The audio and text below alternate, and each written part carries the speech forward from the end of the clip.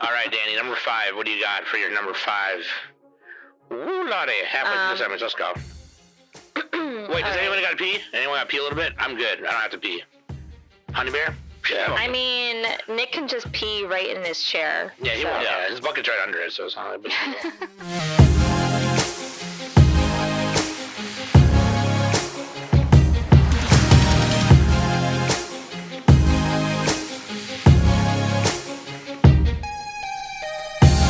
Welcome back to the Anime Summit Podcast. Got a big episode for you today. With me every week is Danny. Woohoo! It's our top 10.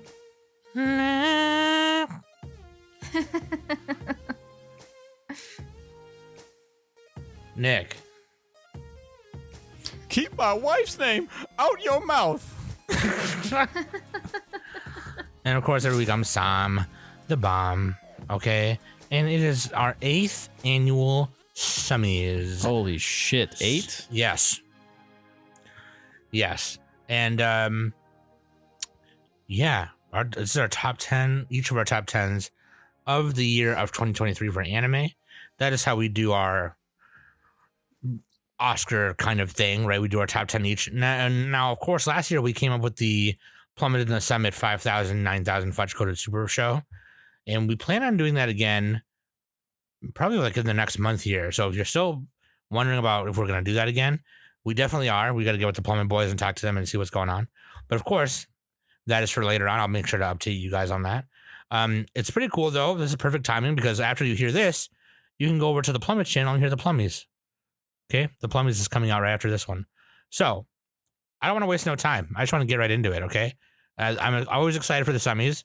It's one of the hardest episodes I have to plan for every year because I never know how to pick my top 10. Fucking A, okay? Links on animesummit.net, okay? Go there. You can find all the links where to follow, where to follow. So there's TikTok, there's Twitter, Instagram, and then all the places where to listen, like YouTube, Spotify, Google Podcasts, Apple Podcasts, all that good stuff. Remember when I said iTunes for like 5 years? I kept saying iTunes. Yeah. I was like, oh, iTunes. Boomer. And also go to animesummit.net. That is where our merch shop is. You can go there and buy a shirt. Get you a nice shirt. Where are you going with that shirt? Where are you going with that shirt? Oh, I got my shirt in the mail, by the way, Sam. I gotta take a picture of it. Yeah, dude. Danny got her hoodie. You can go to our TikTok and follow us on TikTok. Check out Danny in that hoodie. She looks super cute in it. And, of course, you get to see our new marketing ambassador, Mochi, in that TikTok as well. She was not happy when I got She was like, no. She was sitting on her box, and I, like, looked at her. I was like, oh, wait, let me grab her. You took her away from her spot. That's the thing. Yeah. Yeah. That's funny, man. And then perfect timing for this new patron. You're getting a patron shout-out on one of our biggest episodes of the year, Demi Mutagen.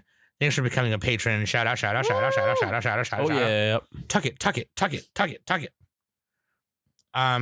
Hell yeah, dude. So, yeah, let's go into listener question of the week. All right, this is from Snowman, and they ask, which anime character would you like to interview? That's a good one. That's a good one. I got one. What do you got? Johan from Monster. Let's go. Yeah, whatever, man. Oh, my God. Have you heard of Huey Lewis in the News? Huey Lewis in the News. I would interview Aya Rindo from Undead Murderface Johnson. I would love to just have dinner with her, just talk with her. Just like, dude, what is going on in that brain of yours, living the life you've lived? Like, and where's the chase? How do I cut to it? That's what I'm talking about. What about you, Danny? I think I would want to interview Aqua from Oshinoko, just because, like, I'm like, man, it's okay. Like, we get it. Just. But, like, I think the interview would just turn into, like, just talk. Like, just let it out, you know? Like, this doesn't even have to be an interview. We can just talk. Like that. She stands up and she's like, I'm fighting for my fucking life. Like, Yeah. Pretty much. yeah. God damn it, dude. Well, you guys picked current stuff. Jeez. Yeah, I'd interview one of the robots from Pluto. I wasn't trying to. I didn't think about that. But yeah, like, I guess we put them for I feel left out. Waifu and Husbando, Danny, what do you got? Waifu, we got Freerin from Freerin. Be under. Yes. I'm in Delaware. And then Husbando is Ray Sua from Buddy Daddies. Yes. Yeah, buddy. Yes. Yeah, buddy, daddy, buddy, daddy. Yes. Yeah, do you love Ray? I love Freer, and I love both of these. I love Ray. I love Good both picks. of them. They're good picks. Good picks. Yeah, Ray Sua is like when the other daddy says no, you just go to him and he'll say yes. That's pretty much what it is. Yeah, Good cop, bad cop. Good cop, bad yeah, cop. good cop, bad cop. Good assassin, bad assassin. He's the one that is like, oh, can I play video games? And then the first daddy says no. And then you go to Ray. Daddy Ray, can I play video games? Sure, I'll even play with you. Sure, what do you want to play? I'm down. What do we want to play? So we are going to start from our number 10 and go up, obviously. Halfway through, we're going to mention our favorite OPs and EDs. And then probably at the end, we'll just quickly spit some honorable mentions without jumping in them too much. But also, I want to preface by saying every year this is hard for me. And in the 8 years, almost 9 years that we've been doing this has been doing nothing but getting harder and harder to figure out what my taste in anime is. But picking this list today, I honestly feel like I'm starting to figure out what it is. And I kind of felt like that a couple years ago when we did the Summies. But then like the next year came and like, I don't know. It's getting tough. It's getting tough. I've never been into I feel like this year it was easy for me. Maybe like a couple I was just like, Sure.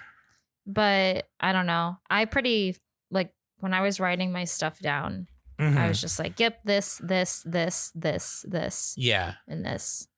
And it's definitely, I've never been into anime as much as I have been now, obviously. And so, or, in these 8 years, I've been doing this almost 9 years. So I never thought I would buy a $200 figure, yet there it sits behind me. So it's like, you know what I mean? It's just like everything is changing and everything is ever changing. I hope our podcast in general continues to do the same. And I hope that my taste maybe even continues to do the same. So I can, whatever. And there's been times where I do pick animes for the Summies, my top 10. And I'm like, yeah, but I should put this here because Danny already has it. And Nick always says this. He always goes, dude, if you liked it, put it on there. It doesn't fucking matter. If it aired in 2023, put it on there.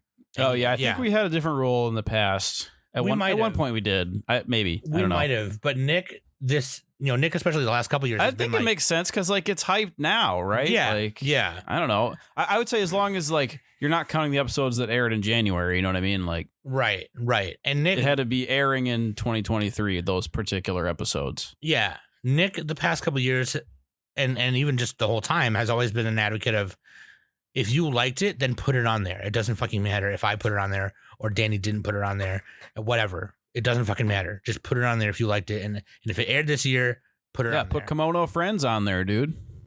Right. Hell yeah. Come on, I friend. think that was on my list that one year. So yeah, honestly, and I think I need to let go of that. And the past couple of years, I've been able to do so and kind of figure out what I'm starting to like. So, anyways, just wanted to give that a little spiel. I don't know why. I just felt like it. So this year, I feel like my list is a little bit more solid. It was still really hard to fucking do. I have a lot of honorable mentions, but that There's being a lot said, of shows that aired this year. There's like over 200.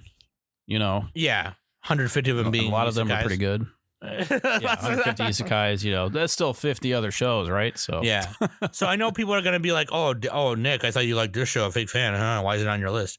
Yeah, there's only 10 slots. it was really fucking hard. Yeah, it's only 10 That's why. slots. So shut up. You know what I mean? That being said, the order it's in is in Danny, Sam, Nick order, D's nuts order, as we call it. So we're gonna start at number 10. We're not gonna go too much in our first 5, obviously, just because if you want to hear what we really thought about it, then you can just go listen to the seasonal review of it, of where that episode or that show aired. But that being said, let's just start. Let's just get it on. Danny, number 10. This is our number 10 show of 2023. All right. So All right, Danny, let's go. Okay. All right, Sam, it's your turn. Number 10.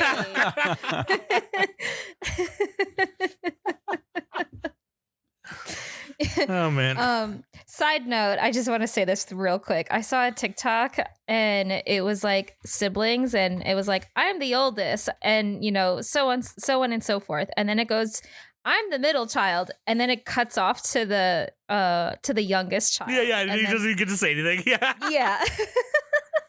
I'm the middle child. I'm the youngest. He just gets to say his thing. I saw that one like yesterday or today, I think. It was so funny. Yeah, that's how I felt right now. It is a middle child. Oh man, I think we're all exactly the same age. Yeah, I think you're older. I think you're older by like a month or whatever. Like okay, whatever. All right. I'm the older twin. I'm 4 minutes older. In Freerin years, this is nothing. All right, for real. Sorry, my bad. I had to fuck with you. All right, go ahead. Number 10. Here we go. Okay, my number 10 is Oshinoko. Oh yeah. Yeah, I initially wasn't going to put it on my list, but then I realized that I actually did enjoy it. And Oshinoko definitely has a very strong first episode. So that was one of the best episodes of the year. Oh yeah. I just wanted to point out that Oshinoko aired in spring of 2023. So, and yeah, I also remember before watching the first episode, I binged read the manga and I couldn't stop because people were talking about it in our Discord. And I actually fairly enjoyed the manga as well. So, yeah. And this show, you just have to watch it and just experience what's going on and everything. It's unexpected.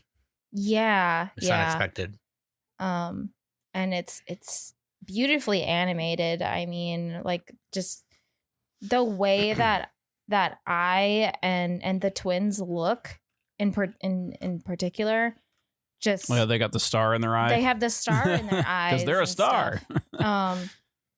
And yeah, I don't know if you guys have anything to say about this, but that's yeah. No, yeah, no, I don't blame you. For me, I had not experienced any. I know it's in Shonen Jump, but I knew it was one of the biggest Jump titles coming out of Jump, and I had not experienced anything. I had not read the description. I had no idea what it was about. So going into the first episode, I was going in, blind, and when it happened, I was like, "Oh my god!" I was like, "What the hell?" The first episode was 90 minutes. It was like a movie. It was almost like it was almost like 3 episodes. It had a very surprising element that happened at the end. I'll leave it at that. That sets off the rest of the show, the show, and the story, and it's like, oh man. But yeah, no, I don't blame you. Good number 10. And honestly. It was sitting at, I think, number 1 on my anime list for a little bit. Yeah, it got bumped down after a while, but it was definitely up there for sure. I wouldn't blame the first episode came out. I could see why. I could see it being at people's number 1. Even so, just yeah. Well, and it's. I would say this for me, if the show had the same level of quality of that first episode, then I would have had it. Oh, I'm spoilers. I don't have it on my list, but I would have had it on my list if it had continued where it was going with that first episode. Sure. But it kind of changed up a little bit. But I mean, it was still good. So for me, it's an honorable mention. But yeah, we should mention that it's kind of like a mystery / entertainment industry show where they're kind of examining what's going on there. Yeah, I mean it's a seinen, so it's a little bit more on the mature side. But it also it also revolves around Japan's entertainment district, more so like with idols and acting and stuff. Yeah, idols and acting. Yep. Because the girl is an idol, and the boy, or they're twins, so the boy is a actor and the girl's the idol. So yes. And they're trying to solve a certain mystery, which we don't want to spoil. Because I'm related to episode 1. Very excited for season 2, because where the show ends, they start a new arc, and the next arc that they're going to center on is a very exciting one, at least for me, and because we get to see more of like the other side characters progress in their acting and everything. So it's I'm very excited for it.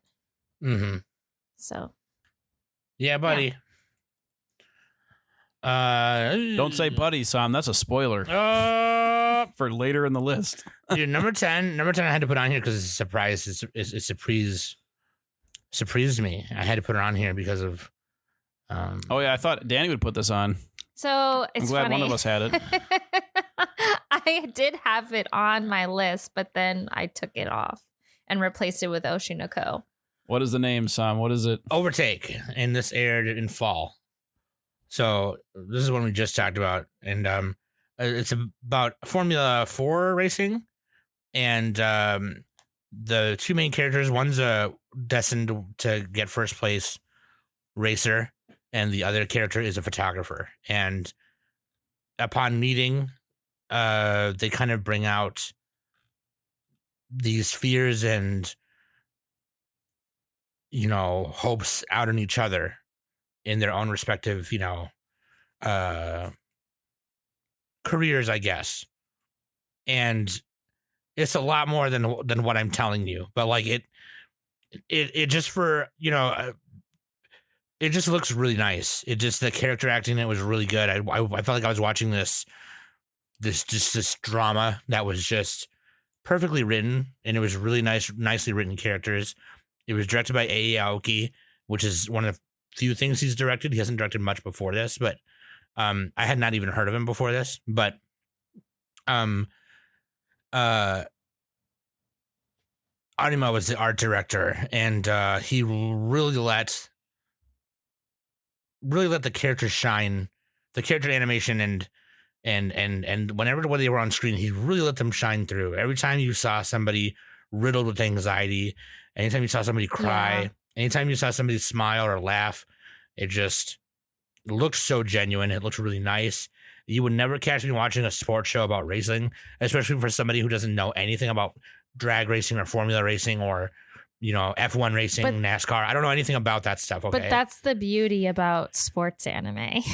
Yeah, no, yeah, you get into it, right? You don't have to know about the anything sports. about it. Yeah, it's just the story. You know what I mean? That's also the meme. Is you got to say it's not about the sport; it's about the drama. Yeah, and I mean, it always is. And you know, you kind of get into it. You know, they do it with little expositions, like, which they don't really have to. You know what I mean? It's racing. You know, so I mean, it was just kind of the perfect setting, and their reasons for doing what they do and why they want to do it is it's really cool. It just makes you want to follow it closer, and yeah, I loved it a lot. Good show. Good show. Yeah, I watched MF Ghost, which didn't quite make my list. I really enjoyed that. So I said I was going to trade Overtake for something else. I forgot what my deal was. I do want to watch that one though. I saw the first episode. You have to listen to our fall review episode just to remember. I was like, Danny, I'll watch this if you watch that. And Danny's like, you told me to watch MF Ghost if you finished. Oh, Overtake. yeah, that's right. Yeah, we'll trade. That's but right, you have to finish. But you have to. You first. You have to watch Overtake before. Okay. I'll go first, Danny, and then you have to let me know. a year. You have a year to finish. No. All right. That wasn't it. No. The deal is that I watch it and then you watch MF Ghost a year later. That's the deal. More like 5 years later. Yeah. It wasn't that long. But anyway, my number 10, I'm just going to start going here. My number 10 was Heavenly Delusion. And this aired in spring, I think. Yes, spring. This was production IG based on a manga. Adventure, mystery, sci-fi, survival, seinen. It's kind of like Shinsekai Yori, Made in Abyss, Promised Neverland, kind of all mixed together. Let's see what else. There's a lot of like survival elements to it and mystery. It like what it is. You have these characters living in a world that's inhabited by monsters, and it's almost like a zombie type style story, but instead of zombies, there's monsters, which are much scarier. And the characters will get killed, maimed, assaulted. There's like this like weird like sci-fi technology that happens where like body swaps happen and body part swaps happen. It's very visceral show.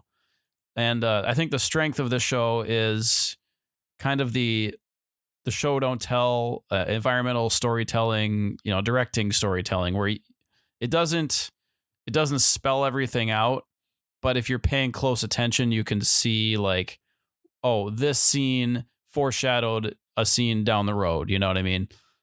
And it's really, really well produced. Like Production IG always does a great job, in my opinion, or almost always. Their shows look great. So this was hard for me. I wanted to put this one on my list too.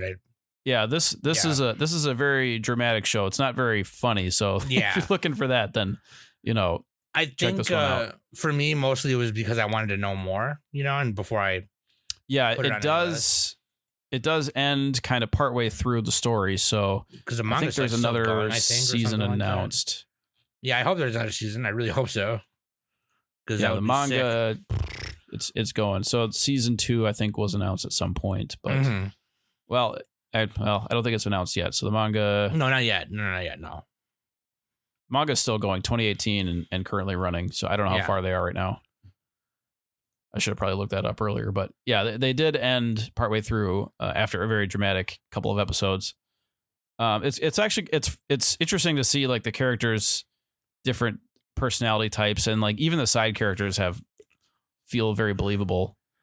And it's cool to see how like resourceful Kiriko and Maru are, because they're the main two. They're like traveling. So yeah, it's cool. It's cool. Good. They got to use force. They got to bluff. They got to make friends. They got to do everything. Buff. Good pick. I love the scene where she bluffed with a gun. That was funny. That was good. Oh yeah, it's like a gun that's battery powered too. Like, but super. Yeah, powerful. and if you look, you can see that it's not even loaded. She's like threatening these bad guys with it. Yeah, dude. Think of the cricket from Men in Black. What Agent J uses. It's kind of like that. Cricket. Oh yeah, a little bit. Yeah, the little gun. Yeah. Heavenly Delusion, number 10. Oh, and check out Mason on AAA podcast. This is one of his favorites. He gave a review on it. Dude, shout out Mason. I want to do another pod with Mason, man, because Mason the Machine. That's him what I and call me, him, we get along. We get along, little dog. He's cool. His note taking is legendary. All right, he has so many notes. All right, now we are on to number 9. Cue this. So my number 9 is My Clueless First Friend. Oh man, this one was so cute. Wasn't it? Like, at first I'm so glad I watched this, because initially when I had it on my plan during that season that it came out, when did it come out? Oh, the spring of 2023. I wasn't going to watch it because it was so down on the list. But then when I decided to actually watch it, I was just like, this is the most adorable and most wholesome thing I have ever watched. Wholesome, and why Danny. Isn't anyone talking about it? Because it's too wholesome, Danny. Nobody's getting their arms chopped off. But that's not what it's about. I know. That's why it's not the number 1. You got to have some choppy. Well, Although I do see a character is nicknamed the Grim Reaper, so that's starting to get closer. Akane. That is Akane, the main character. I didn't watch it. You should. It looks like they're in an elementary school. They are. They're like grade schoolers. So, yeah. So this one is about Akane, who's a 5th grader. She does get bullied a lot by her classmates and everything. And then, there's this transfer student who comes in, and it's Tayo, and he thinks that Akane's nickname, the Grim Reaper, is the coolest thing ever. So, and he's all like, "That's so cool that's your nickname. I want to be friends with you." And they just start being friends, and over time, they start hanging out with other people. They meet Yumi and Daichi, and they just go and do little kid things together, like go to the zoo and everything. So, yeah, I think this is an absolutely adorable show. Everyone should watch it. So, yeah, super cute. I loved it. Studio Signpost. Signpost. That's such a good name. Signpost. They've done Kingdom, name, man. Yeah. They've only done a couple shows, so. Yeah. I like the designs of this. This reminds me of like a Disney show, just like the way they look. Yeah, it could be. Maybe. Because the girl has the bangs covering one eye. Yeah. Excuse me. And the manga's still releasing. And the mango chutney still going. Mango chutney. Number 9 for me was Vinland Saga season 2. And I mean, I didn't enjoy the staff who worked on it in season 1 did it way better in my opinion. Whoa, Sam, we said you got to start positive. That's right. Sorry. Positive. Compliment sandwich. Compliment sandwich. But I'm just saying that's why it's lower, not higher. But okay, but it's on my top 10 because it's on my top 10 because of this. A lot of people, and I knew this was going to happen. Not that I've read the manga, I just knew that it was coming because people had told me it was coming. Without spoiling it too much, right? But like I knew what was going to happen was this season was going to air, and a bunch of people were going to drop it because they were like, nothing's happening. He's not doing all the cool ninja fighting stuff, like in the whatever. And it's like, that's not what Vinland Saga is about, dude. It's not about that. Like it's about this person who is broken and damaged and heartbroken and riddled with grief and guilt, and him trying to overcome that by him fucking self. That's what it's about. And if you can't fucking see that, then you probably can't tell your ass from a hole in the ground. Oh, I knew it. I was hoping you'd say that. Everyone take a shot. Like, take a shot. You probably eat your steak well done with ketchup. Like, if you don't... Oh, tell them. Like, fucking... You probably fart and blame it on the dog. Danny. So, like, that being said... I don't have a dog, number 1. She blames it on all James. the more suspicious. James blames it on me. That's actually believable, actually, yeah. He lifts a leg and just obviously farts. Danny, how dare you? James will be at the grocery store and Danny will be at home and he'll be like, and he'll be like, Danny. He'll message me. Yeah. Actually, no, James won't be at the grocery store. I would be at the grocery store and he would be at home, and then he would fart and then he would message me like, babe, did you fart? Yeah, other way around. Yeah. Who farted? It wasn't me. You're like, actually, yes, I crop dusted aisle 3. How did you know? No, seriously, like, the story of Thorfinn is so important, and like when we talked about it when it aired, and when we talked about it when the first season aired, that's the part that like got me the most. Is literally just the story of Thorfinn, and that's what this show's about. It's not supposed to be like this. Okay, if you want to go watch your epic, stupid HBO Vikings, Game of Thrones bullshit shows, and go watch it then, because that's not what this is. Like, that's all I'm saying. And put a little respect on early season Game of Thrones, okay? Yeah, early season. Yeah, 15 years ago. Okay, I was fucking a young warthog. Like, this show is the shit, and there's a reason why the manga's still going hard. And it's like, it's just like, it's so good, man. I love Vinland Saga. That last line in that's like second to last episode, man. Oh my God. I don't even want to say it, but like, you know what I'm talking about. If you've seen it, you'll know what I'm talking about. I think I know what you're saying. Type it in the chat and I'll say it when I mention it. Yeah, sure. Yeah, hell yeah. Yeah, type it in the chat. For real though, I'm going to say Nick, it. what's your number 9? Okay, number 9. Let me click on my list here again. I got it mixed up. Insomniacs After School. This one's a little surprising. Both because it has an 8 on Mal, which these types of shows very rarely do. I did not finish this. I feel awful. You should feel awful, Danny. Okay, maybe I'll watch your little kindergarten show if you watch this one, huh?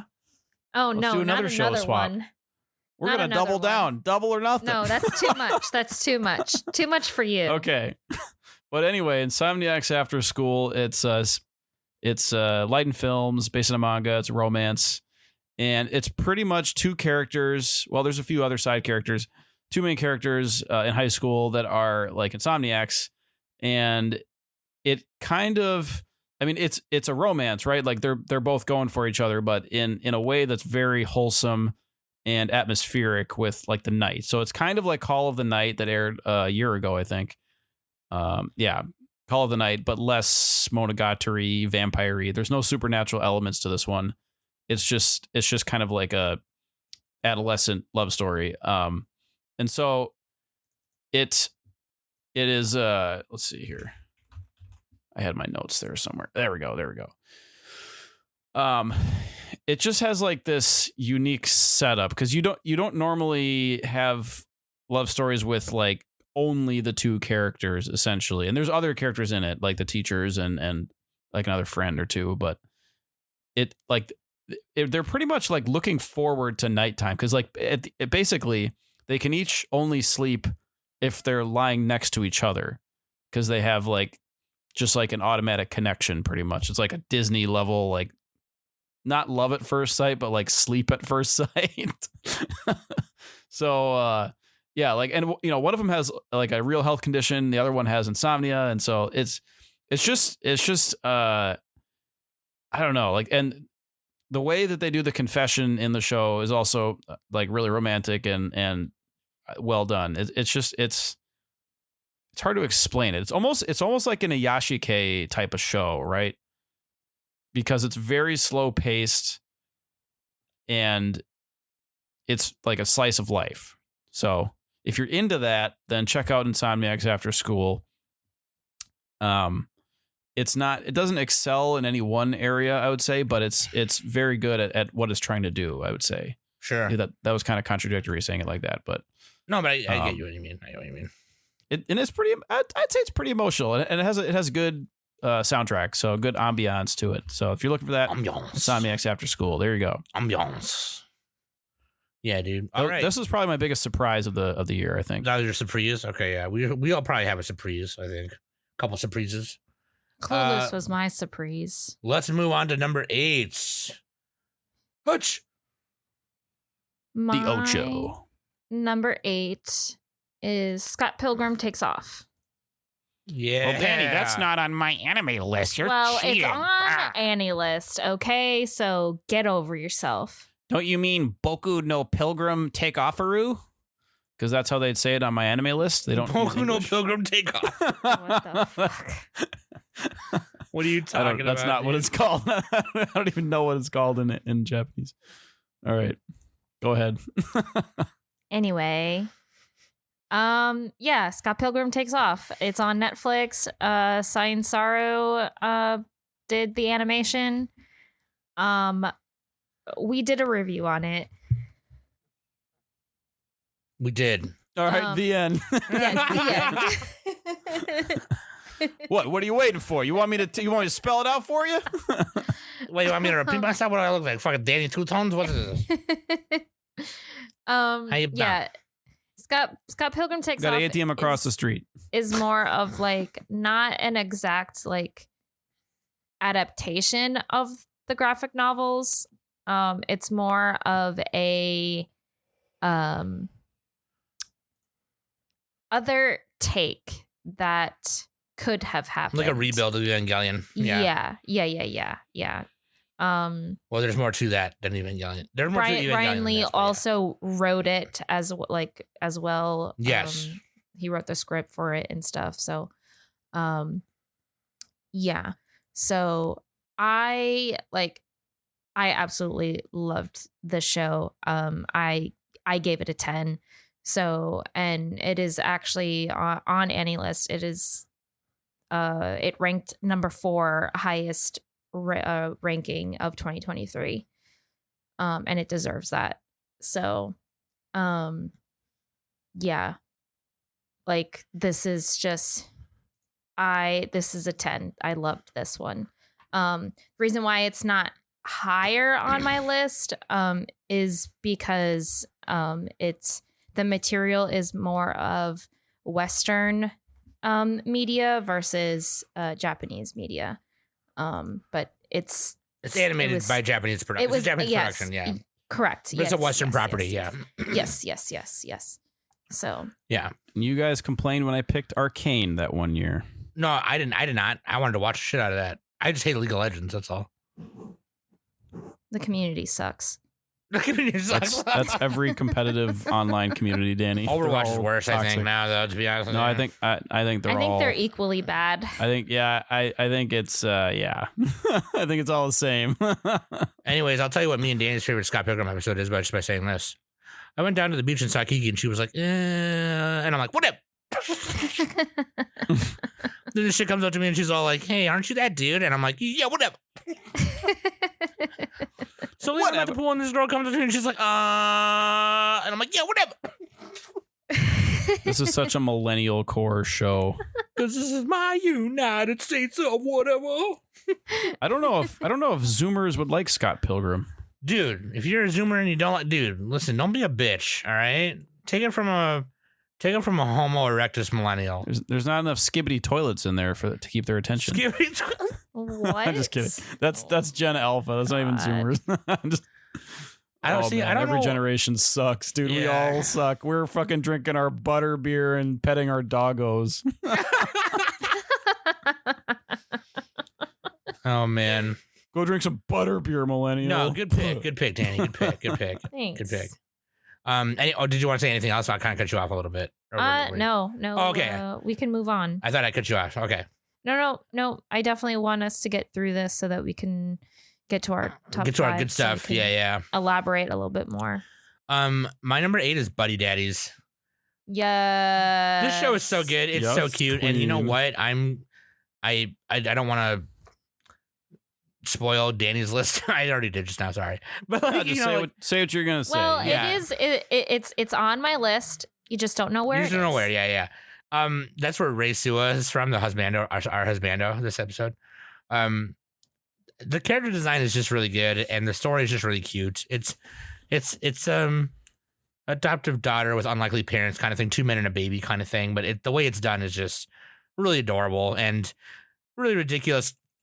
You know, it's got your common anime tropes in it, all over the place, but like it's just done really well. And it's just, I don't know, man. 2 assassins adopt a kid who's now parentless because of their job, and they raise her, man, while trying to do their assassination work. It's just fucking crazy.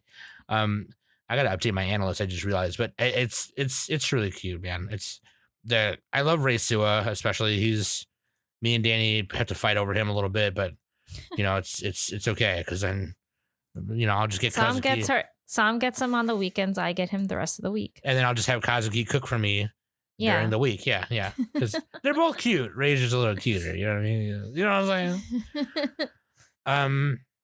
And each character, the two dads, quote unquote, and the little girl, each of them have their own kind of little progression they get throughout the whole show, and it's just really cool, man. It's really cute. So, yeah, dude, that's my number 8. Nick, number 8. All right, mine is Spy Family Season 2. I feel kind of lame picking this one again, but it's just a good show, right? I don't think it's lame. Like, good pick. Yeah, there's a lot of good stuff this season, but this year. Yeah, I thought about Onimai. I thought about Oshinoko. But I think I'm still going with Spy Family. I gotta stay home. The meat and potatoes show. Season 2. I mean, season 2 for Spy Family didn't make my list for this year. Yeah, and I'm wrong, Danny. All right, no, you're not wrong. No, you're not wrong. I get it, Danny. I suck. You're not wrong, man. I would have loved to put Spy Family on my list. However, but you watch too many good shows. I just watched too much like things that I just you're putting the new stuff up there. I wanted to put more newer stuff. You know, and I'm scared, so I stuck to my guns. Actually, I think I might have put Dark Gathering. I didn't finish it. That one I really loved the first 3 episodes, but it's a longer show. So Dark Horse, I would have picked Dark Gathering. But anyway, Spy Family though, it's still a very good show, super funny. Season Anya 2 had the best, honestly, one of the best arcs. Yeah, there's a cruise ship arc. Yep. There's a couple other ones. Bond is connecting with the family more. Anya. Okay, so basically, Spy X Family. I say this every time. Anya is like a telepath. Yor is an assassin, and Lloyd is a spy. And they don't all know everything about each other. Anya is like 4 years old. She can't like verbalize or do things, but she can cheat by reading people's minds. So she's kind of getting by doing that. But yeah, this season has a lot more Yor in it, which I liked. This one had the one where she got shot in the butt, right? Yeah, that was the first episode. Yeah. Okay, so that was funny. It starts off with that. Yeah, you also have Becky, who's Anya's friend, and Damien, and like the little kids just like fighting with each other is really funny. Yeah, I think this was about on par with the first season. The first season might have had some overall, might have been better. I'm not sure, but I think like Spy Family is hard to miss on this show. Like I think most people are gonna like this. This would probably be the show that I recommend to the most, like the widest audience on my list. Maybe the shonens, but yeah, it's very funny, and then there's also some heartfelt moments, but mostly it's comedy, and it's like semi episodic, but there's some arcs in there. There's a little bit of story going. But yeah, we read it in also the manga book club. Everybody liked it. Sam, remind me again why you're not watching Spy Family. I just every season it comes on, I just kind of forget about it because I'm always like, I'll watch it, like, and then I. Oh, you haven't even seen the first one or read the manga? No, I watched the first season. Yeah, I watched the first one. The first season's good. First season's great. And then I started the second season, and they got Bond or whatever, But then I just kind of forgot about it because I was like, because I kind of felt like it was one of those things where like I know I'm gonna like it, so I want to watch other stuff. You know what I mean? So it was kind of my fault. Yeah, it's not that I don't like it. I think it's really good. The characters, given the circumstances and the characters and why the reason they have to be together, it writes itself. You know what I mean? I think that's why it's so good. You know what I mean? It's just like the jokes kind of write themselves. It works out. It's very easy to watch because of that too. You know what I mean? So, yeah, dude. And it looks great. Also, yes. Yeah. Studio, who did this? Wit and Cloverworks. Great job. Yeah. I don't have anything else to add. It's a great show, fun for all audiences. Next person. Here we go. Who do we got? Next person. Shib. Next number. Shib. 7. Seven. That's Danny. Danny, you're up, I think. Yes. My number 7 is Undead Murder Face, or as the actual title is, Undead Murder Farce. Face Johnson's. Joanne, it's a lady. Oh yeah, Joanne, Undead Murder Face. Joanne. Yeah. Man, this one was good. This one, oh man, like freaking summer 2023 had a lot of good shows out. Yeah. And this was one of them. This is like your murder mystery Sherlock Holmes-esque type of show. It's based in the 19th century. But this one has like, it does have like that Sherlock Holmesy type of like feel to it. but it revolves around more of the paranormal activities and stuff. So like you have your vampires, you have your golems, you have your werewolves, you have like your ogres and everything like that. So this show is very interesting in that aspect. You do get a glimpse of Sherlock Holmes and Watson. You also see the Phantom of the Opera in here. You see Arsène Lupin in here as well, which is voiced by Mamoru Miyano, which is my favorite voice actor. There's Aleister Crowley, the Jack the Ripper, you name it. You name any type of like classic monster, it's in here. So or like, yeah, it's cool because it mixes like classic monsters with historical fictional characters and historical real figures. So like there's Sherlock Holmes, Aleister Crowley, and Victor Frankenstein, all that stuff. It's super cool. Super dope. Yeah. This was a good one. I really enjoyed this and I want more. Give me more. Yeah, and where if you don't give me more, I'm just gonna read the manga. Yeah, where it ended wasn't like some wild cliffhanger, but it was more so like that the main characters have more to do, and so like okay, well, what's next? You know what I mean? Yeah. So yeah, I'm excited for more. Hell yeah! That was number 7. 7. Okay, 7. That was 7. Dude, this one. I put Psalm 100, Bucket List of the Dead.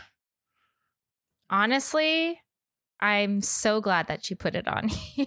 Did it squeak off of yours a little bit? Just slide off of yours? It did. Yeah. I mean, like, I really enjoyed it. I didn't think I was gonna like it, but like, it was fun. Like, it had everything I wanted. I mean, I'm not too keen on like the zombie stuff. Yeah, because it's overdone. It's like, yeah, we get it. I don't any sort of media that revolves around zombies. It's just kind of like a major turnoff for me, really. I don't really care for it. Yeah. So, but this, yeah, like it was good. And the freaking opening, honestly, is chef's kiss. Like, yeah, it's good, awesome. Man. It's really funny. Like, it's just like, all right, but like, yeah, it's a zombie apocalypse, whatever. Okay, we've seen them before.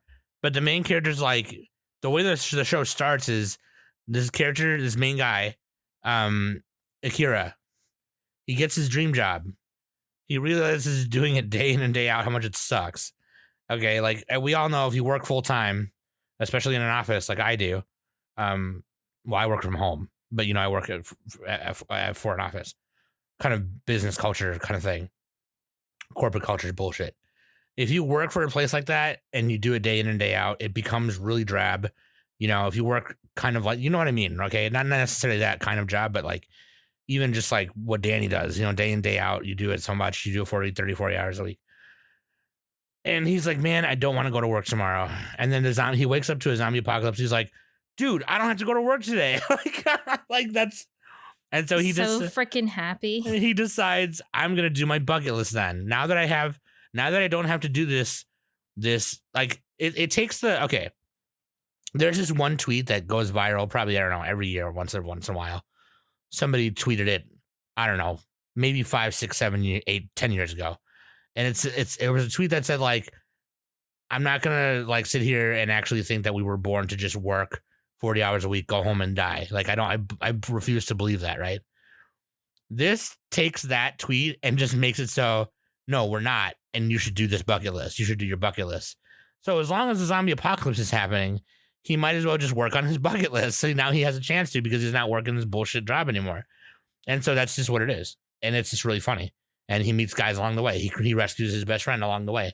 And, try and find all the survivors and get along. And it's just really funny. There's some scenes in it where obviously it's serious and it's like, oh shit, but it's more about an adventure comedy, you know what I mean? And this guy trying to knock things off of his bucket list, which is 100 things. So that's why it's called Zom 100. And I just call it Psalm 100 because that's my name. But I like the manga. The anime captures the manga really well. I really want to read it. I think I think I would like it too. I feel like I enjoy both, and I feel like you would enjoy both too, Danny, honestly. Mhm. And they're great. There was a lot of production issues, obviously. It didn't finish until recently. In 2023 it did, but it started way earlier. It started we got the rest of the episodes like Christmas Eve. Yeah, like in December. Yeah. Yeah. It started in the summer or end of spring or summer, and yeah, it was kind of wild. The studio is a new studio, Bug Films, and obviously they outsourced to many different places, Shaft and things like that, like most anime studios do. But it was kind of a uphill battle. It was crazy. That being said, if you want to read the manga, read the manga. I think the manga is great too. I bet the anime is done really nicely. It looks great. It's really funny. It takes something that's like a tired trope and just adds your own twist to it. Like that's what you want when you want new stories. That's kind of why I made my spiel at the beginning of this episode, because I was like, I want new stories. Either that, or I want the same story but done with a creative twist on it to make me care. Right? That's what anybody wants. And this takes something that's a kind of a common horror trope, Night of the Living Dead, that kind of thing, and puts a creative comedic twist on it and makes it very colorful and bright, and it's really cool. So, yeah, I'm glad that Danny had Undead Murder Farce, and I had this one, because then we can kind of ping pong off each other, because Undead Murder Farce squeaked off of my list just a little bit, maybe because of the show.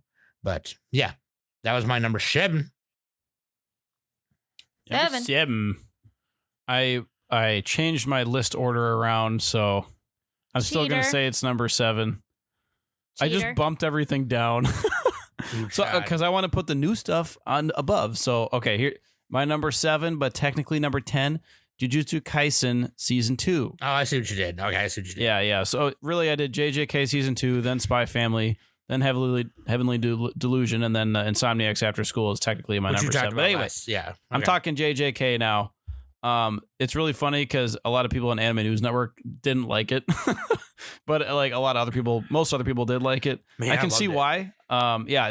It has really, really good action, right? So like, and unfortunately, the animators were overworked and scheduled like hell. So that was kind of a big controversy this year. But Studio Mappa, they cracked the whip.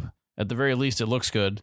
The action scenes have a lot of weight to them. They're fast and vibrant, and like a lot of characters get hurt. They die. There's not very much plot armor. There's some, but it's the Shibuya incident. It's kind of like Chimera Ant in Hunter x Hunter, where it's like it all takes place in a very short span of time, but it's a bunch of episodes. I'm putting it on here just for the action alone. Like it's worth watching it just for that, honestly. And I would say, as far as like compliment sandwich, the downsides, I see why people didn't like it because of there's almost too much action, and they kind of went for a shock value at certain points in the season, and certain characters had certain things happen to them that were people didn't like. So I can see why some people didn't like it. I thought it was just, it's a fun show. It's hype. It's just fun to like keep up with the social media of it, with like the art and the memes and everything. That's why I have it on here. So this is kind of I got to fit in with the cool kids show, right? I did like it though. I do like JJK. It's a great franchise. So there we go.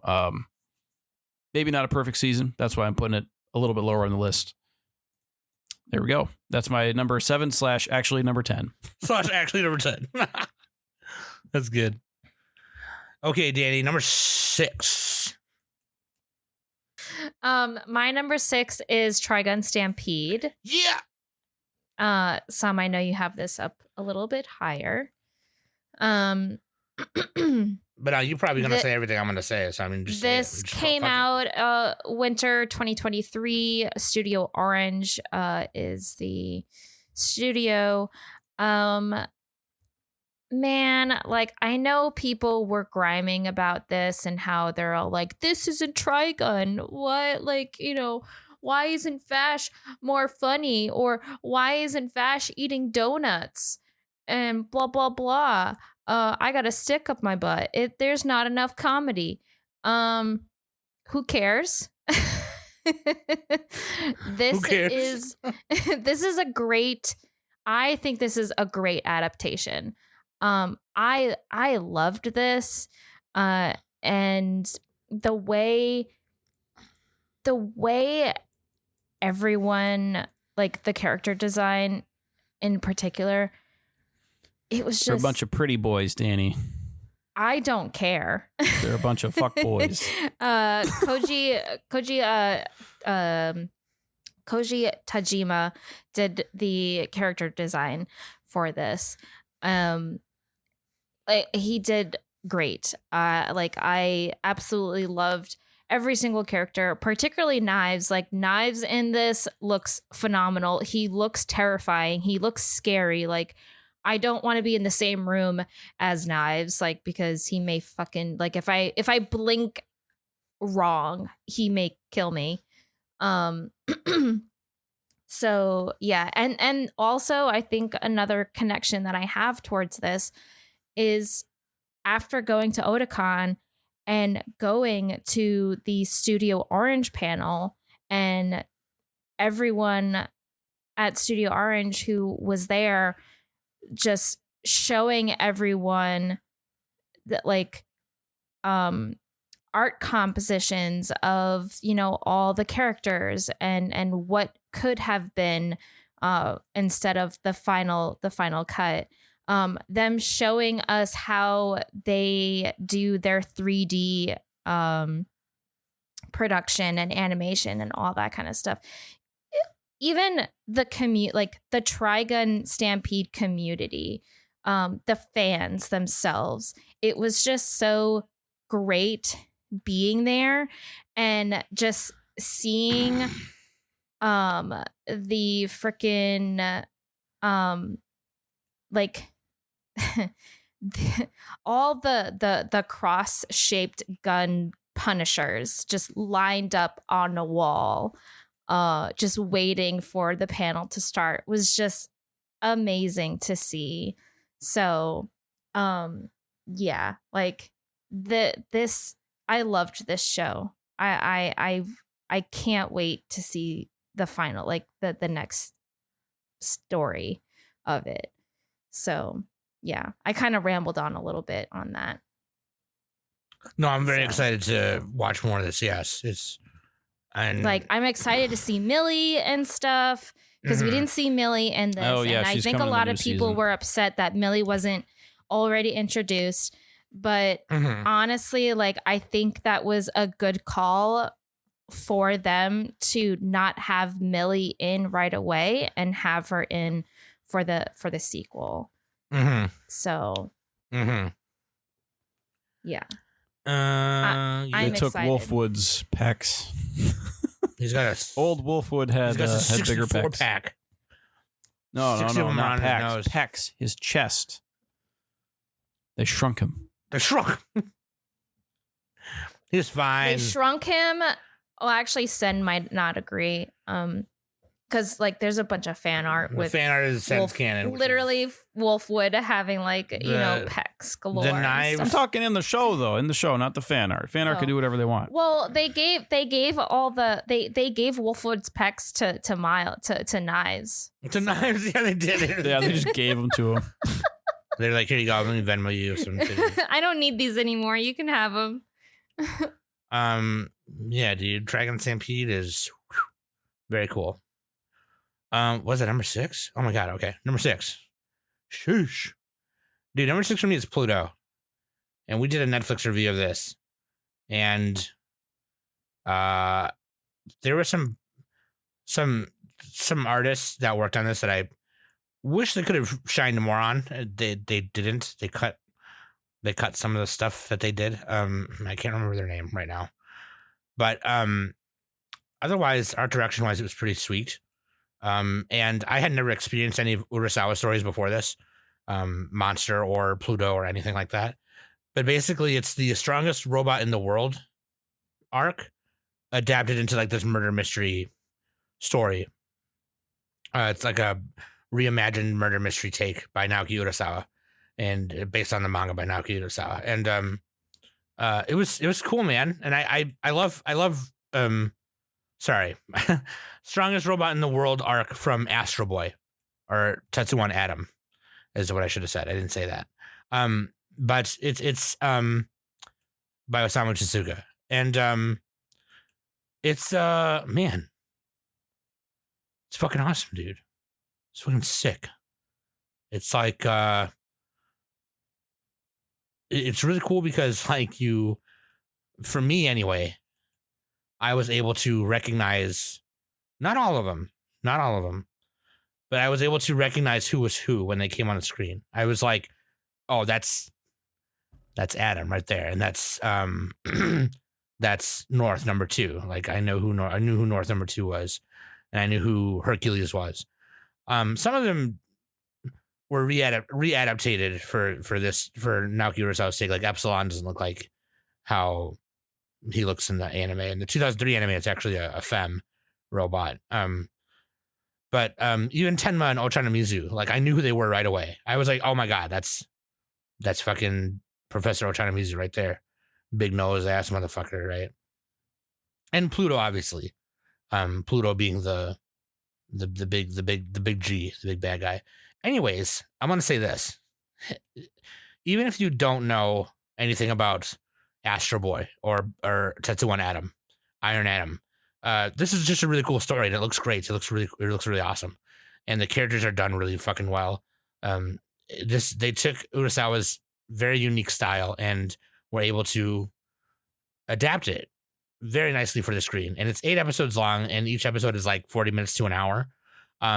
Also, when you're done watching it, or even before, you should watch all, because Netflix does a lot of on Netflix's YouTube channel. They do a lot of behind the scenes stuff for each of their shows, right? Each of their big hit shows. And I wish I had watched more of those before we reviewed it, because I was like, oh my god, this is so sick. Anyways, you should watch those before or after or during you're watching Pluto, because they're super cool. That being said, personally, I loved it. I think Kawaguchi did a pretty good job of directing it at Studio M2 and Netflix Studios. Yugo Kano actually did the music. The music in some parts is like, oh man, like it was kind of like Nick has been kind of getting me to understand atmosphere more through composition and kind of recognizing it quicker. And so I've been trying to keep my ear open for that. Normally I am, right? Because I'm a musician. You would think I would know. But like, I don't always catch it because I'm too enthralled with like, the art or the story at the time. So, but yeah, that's what you do. You're like, oh, look at all them colors. Look at all them. I bet I could do that. And so it was cool, man. Yeah, Pluto is really cool. I really like Pluto. I really love Astro Boy and Atom. So that's why it's on my list. I love them in general. So seeing Urasawa's take on this, super cool. Very awesome. That's my number 6. Number 6. All right. My number 6. This surprised me. Apothecary. I didn't know this was going to be on Nick's list. I was like, holy crap. Oh, yeah. Well, I finished it this week. So, yeah. Nice. Well, okay. I didn't finish. I finished the first 12 episodes because it's still airing. Oh, sure. Yeah. And this is like one of the shows that's technically, we're allowing it, Yeah, because it was.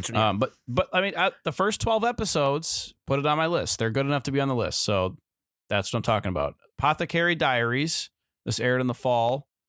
And this is which studio did this one again? It is OLM, Toho Animation, based on a light novel, drama, mystery, historical, medical. You have a main character, Mao Mao, and she is she's the apothecary. Well, she gets like kidnapped essentially and sent to the imperial, like the lowest echelons of the imperial court, and she kind of schmoozes her way through and not schmoozes. She actually is just very extremely competent at what she does and her knowledge of medicine. And she becomes like a taste tester, like a poison tester. She helps out with various things, the courtesans and the concubines, and she makes friends with all of them. She also has connections to the red light district, the brothels. And so like what makes the show good is that she's just very resourceful, and she also she's not like a perfect character. She has flaws. She has kind of a thing for various types of foods and also poisons. She has like a fetish for like getting poisoned because she's built up immunity to it. Her pseudo love interest is Jinchi, and he's like this supposed eunuch, extremely handsome. All the ladies love him. Is he really a eunuch? I don't know. But yeah, like I think his title is more important. I think the eunuch is just a cover up. That's I think it's a cover. I think has more power than he lets on. Yep. But I pretty much like every character in the show. That's what makes this show good. Like they all are believable, I think, and redeemable. And it's kind of like it's kind of funny, but also there's like drama to it. It reminds me a little bit of A Sentence of a Bookworm, kind of. Not, I mean, very vaguely. Or Snow White with actually a better one is Snow White with the red hair. I've seen that one. I don't know if Danny's seen that one. I keep telling Danny to watch it. But which one? Snow White with the red hair. Oh, I haven't watched that one yet. Yeah, you would like that show. That is a good show. But yeah, Apothecary Diaries. I know, Danny, you have this on your list too. Spoilers. So I'm going to leave it there. I don't know where it is, though. Yeah, it's mystery.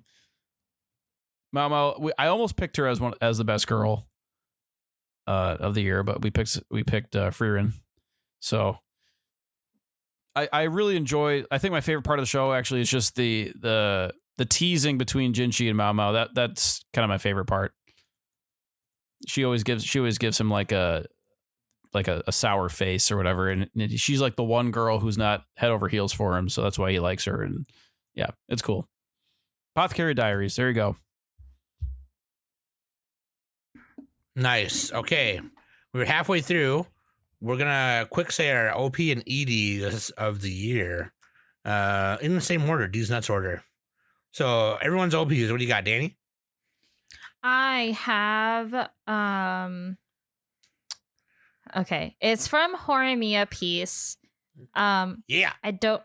Sam, can you can you just say the title and the artist for me, please? Oh, the song is called Shiawase by Omoi no Take. Yes. That one turned me up a little bit. Omoi no Take. Yep. Yeah. Is the artist. I will say, like, deciding a favorite OP for the year is very difficult because there are a lot of good ones.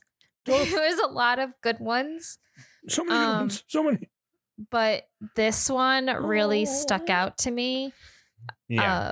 Because the song just works so well with the animation of the OP, and anytime it came on, anytime I sat down to watch Horimiya, I grinning from ear to ear every time. Like I nearly cried almost every time, and the first time that I've watched the OP for this, because it was just so good, and I was finally watching Horimiya again. So, but anyway, yeah. So that's mine. My OP is the song is called Slash. The artist is Yama, and that's from Mobile Suit Gundam: The Witcher Mercury. And The Witcher Mercury started in 2022, ended in 2023. And this is the second OP and ED, so it's fine. Yeah, man, this is on our if you want to listen to like our top songs of the year, you can go to the radio hour that happened a couple months ago, of course. But yeah, Witcher Mercury I loved, and the only reason it's not on my top 10 this year, I'm just gonna spoil it and say it's not on my top 10 this year, is because it was on my top 10 last year. And that's not to say that this part wouldn't have been on my top 10. It's just it squeaked out, you know what I mean? So that being said, I thought it did a very good job of reestablishing the important parts of what we saw in season 1 and the way it was boarded. And I can't find the name of the border right now, but the way it was boarded was it kind of just reminded you of what was happening. The song was more serious, and it was just like, oh fuck, like we about to get in here now. I will say this as a gunpla builder too. some of these kits from Witch from Mercury are some of the most greatest kits to get into the hobby. I recommend the Ariel Gundam, the Alfrith Gundam, and the Ferract Gundam, and the Delanza, which I have not done, but I've seen other Gunpla TikTokers do the Delanza, and they loved it. So I am going to be building the Schwarzette next because it's sick. It's a sick Gundam. Anyways, that's beside the point. That's a little side note. The song is really cool. It's like on my playlist right now, so love it. Nick, favorite OP? My favorite OP is from Otaku Elf, and I actually didn't finish the show, but the OP is so catchy. It's such a brainworm that I have it on there. It's called I am probably pronouncing this wrong. Kin Romance by Akari Nanawo. And just turn it on. If you put this on Anime Music Quiz, everyone's gonna get it in the first second. Just because it's such a catch. It's such a hook. As far as the animation, it's pretty basic. It shows the characters, shows the elf. It's not anything special with animation. It's just the song mostly that's super catchy. That's why I put it on here. I'm going song this year. So yeah. Nice. That's my favorite OP. All right, favorite ED is back to Danny. My ED is from Spy Family Season 2. Tomode no Ichigeki by Vandy featuring Corey Wong. Yes, like the OPs and EDs on Spy Family are just like yo, they're ridiculous, man. The animation is ridiculous. Yeah. Season 2 was just they went hard. Oh, it was so good, so freaking good.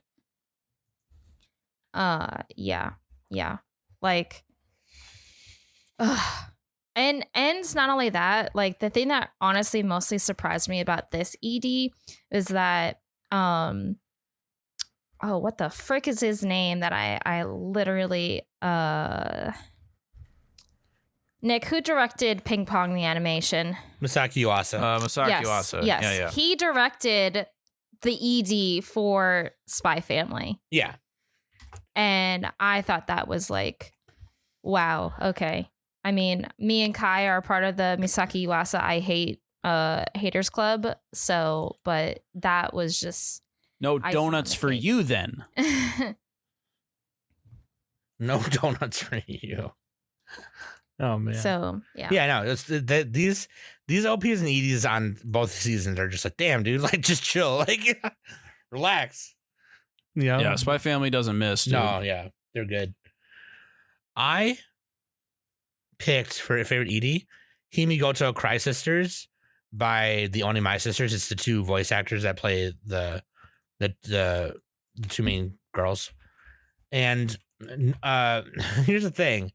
I did not realize who boarded it until I looked it up when it was airing. And it's Norimitsu Suzuki, okay? And they direct some of the coolest fucking EDs ever, okay? Let me just spit you a bouquet of beauty right now, okay? The ED 1 and 3 for Nana. The ED 3 boarded and directed for Cardcaptor Sakura. ED 1 and 2 for Erika 7. ED and episode and directed for Darker Than Black.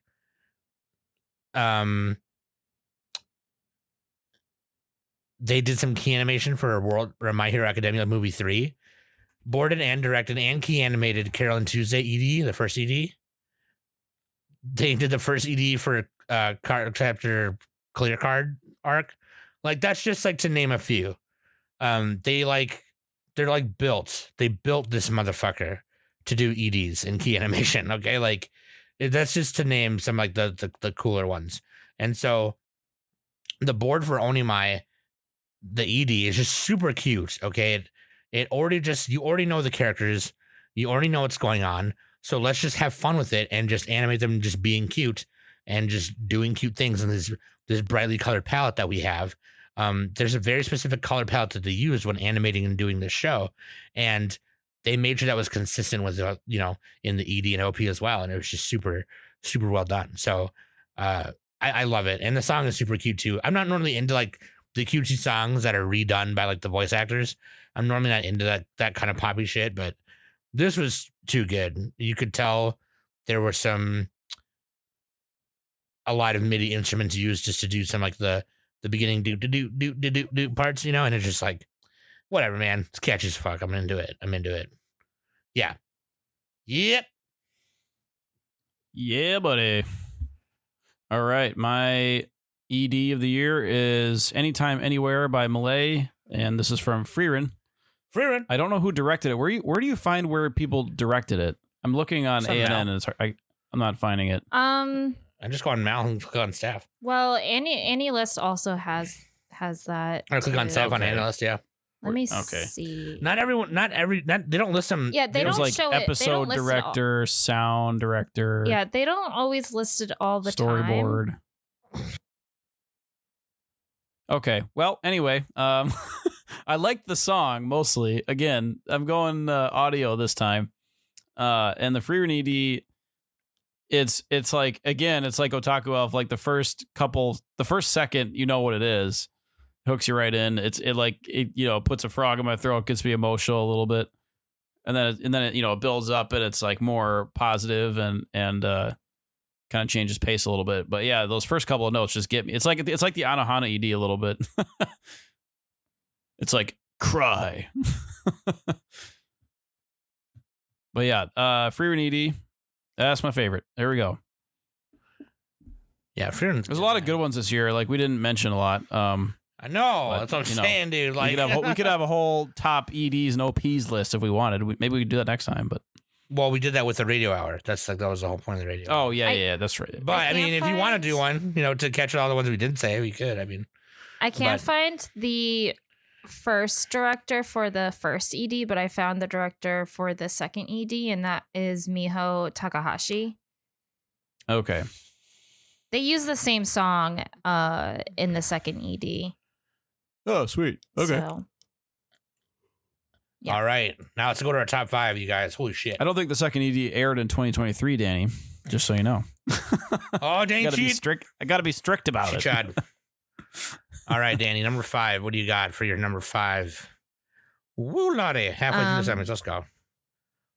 Wait, does anyone got to pee? Anyone got to pee a little bit? I'm good. I don't have to pee. Honey Bear?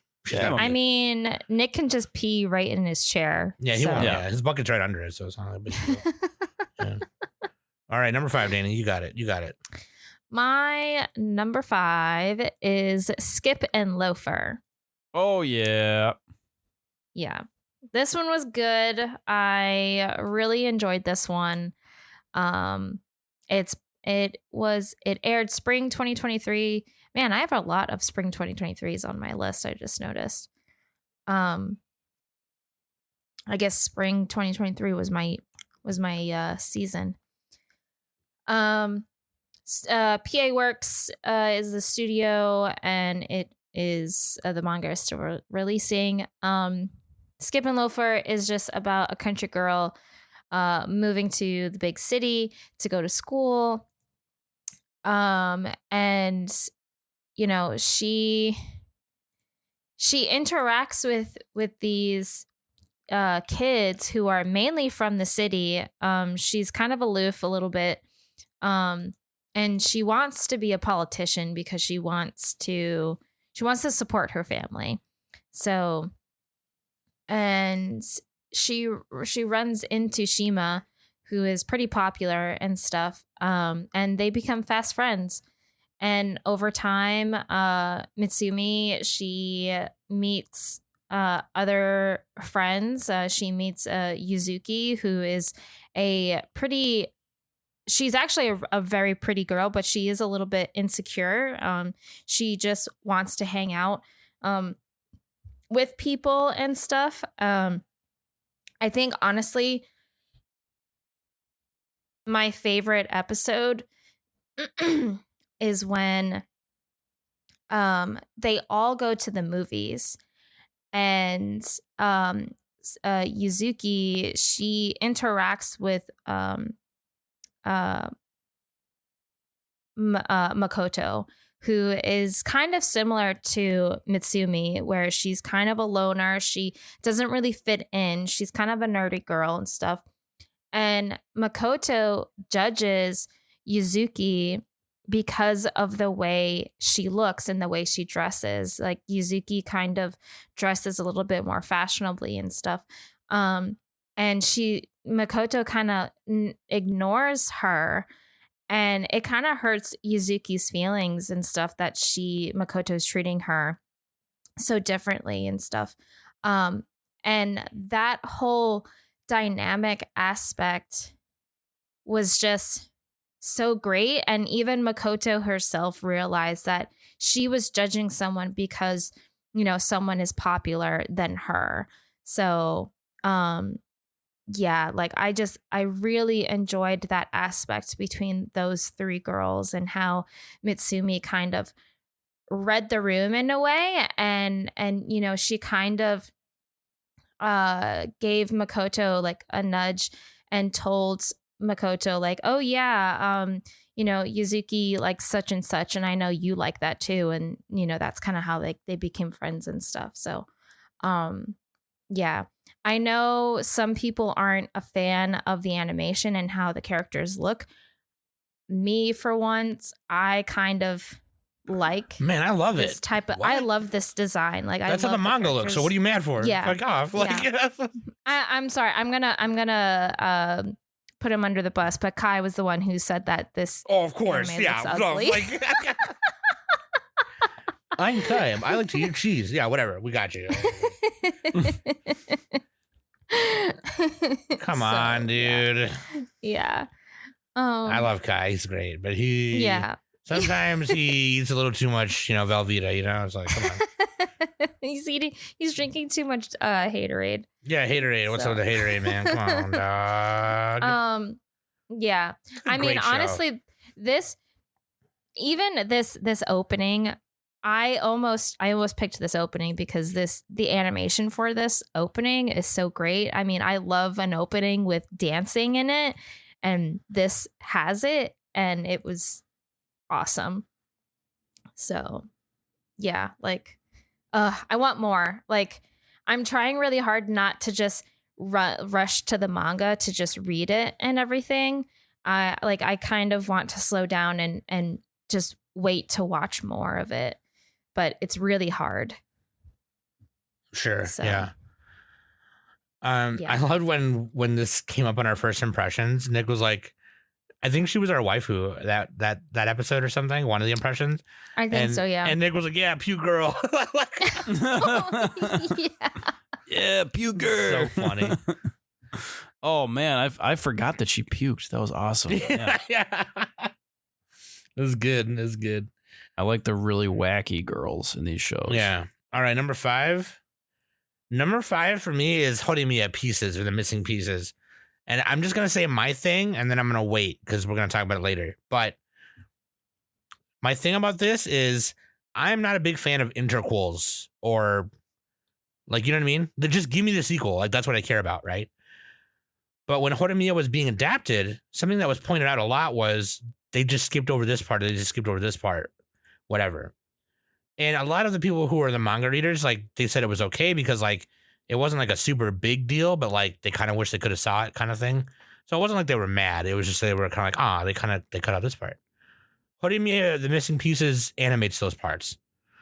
And so, but when you watch it, it doesn't really feel like a repeat of anything. It feels like a straight up sequel, even though it is an interquel. It feels like a straight up, just like, you could stick half of these episodes. Actually, you could stick all of them in the middle of the first season to make it a full 20-some, episode thing. And it works. It just works out. It's just really good. And, me and Danny loved this show. And, like, I love romances more now than I did before, but you still know that I'm picky about them. I'm really picky about them. And I love Horimiya. So that's my number 5. I had to get it in there.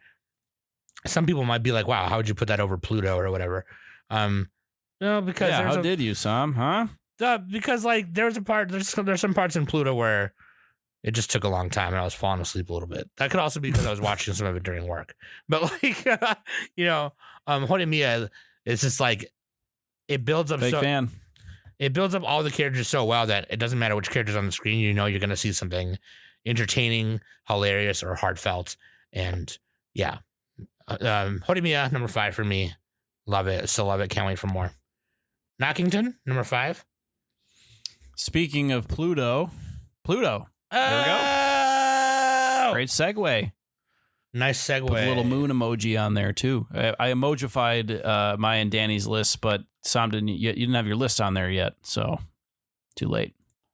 All right, but Pluto, here we go. So yeah, it's Naoki Urasawa, based off of Osamu Tezuka story, and Sam, you already described a lot of it. You're probably a bigger fan of Tezuka than I am, but I just really, this is also kind of a case of like the first episode was so great, like Oshinoko.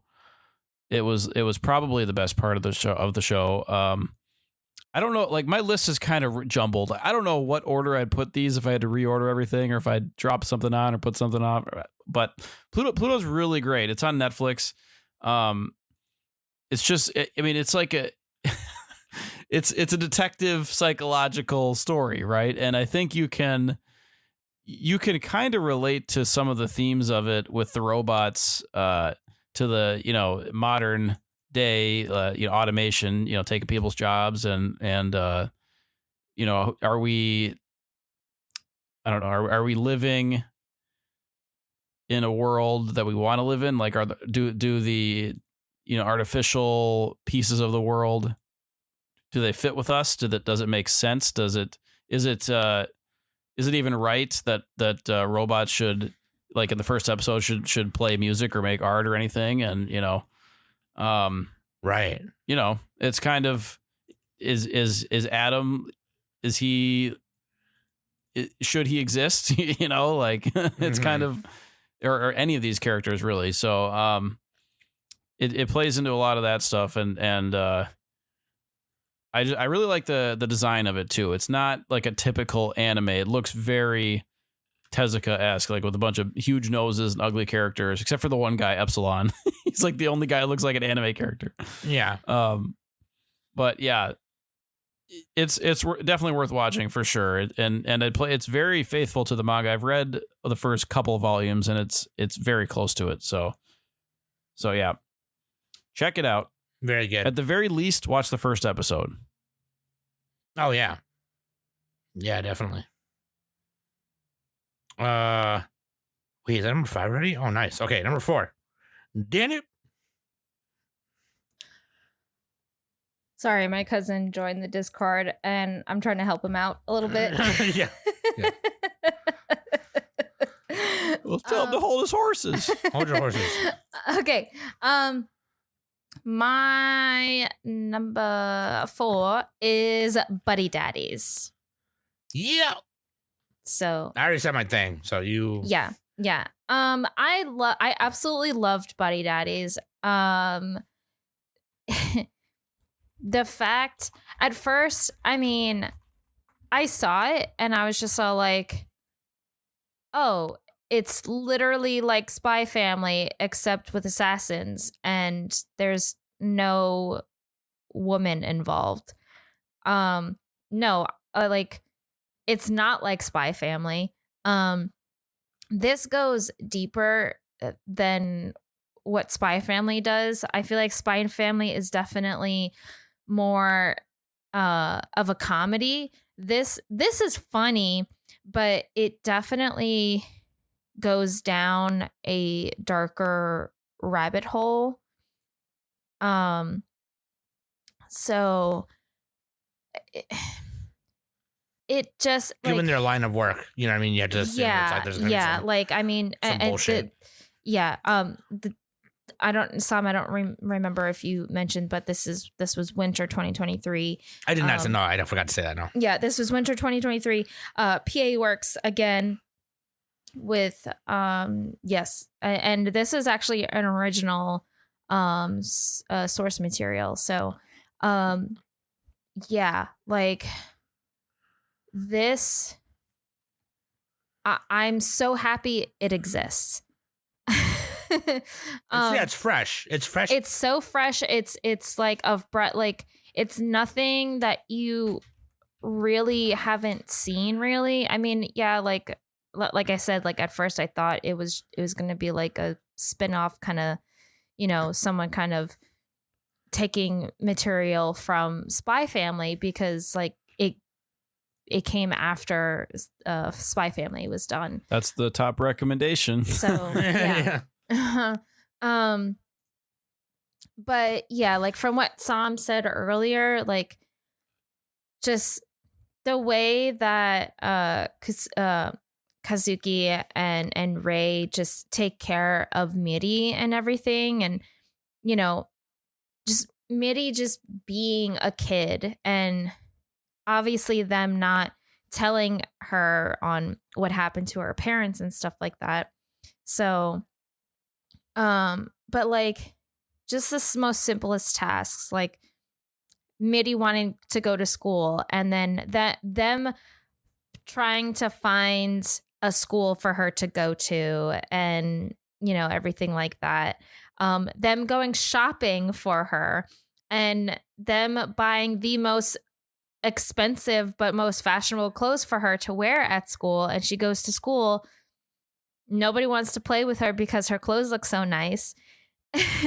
And then the teacher coming up to Kazuki and is all like, oh, I remember that. Yeah, they like overdressed her. doesn't Miri have like any clothes that is okay for her to get dirty and stuff like that? Like she's wearing all these like great clothes, but like all the kids are kind of concerned that they don't want her getting dirty with all those nice clothes and stuff.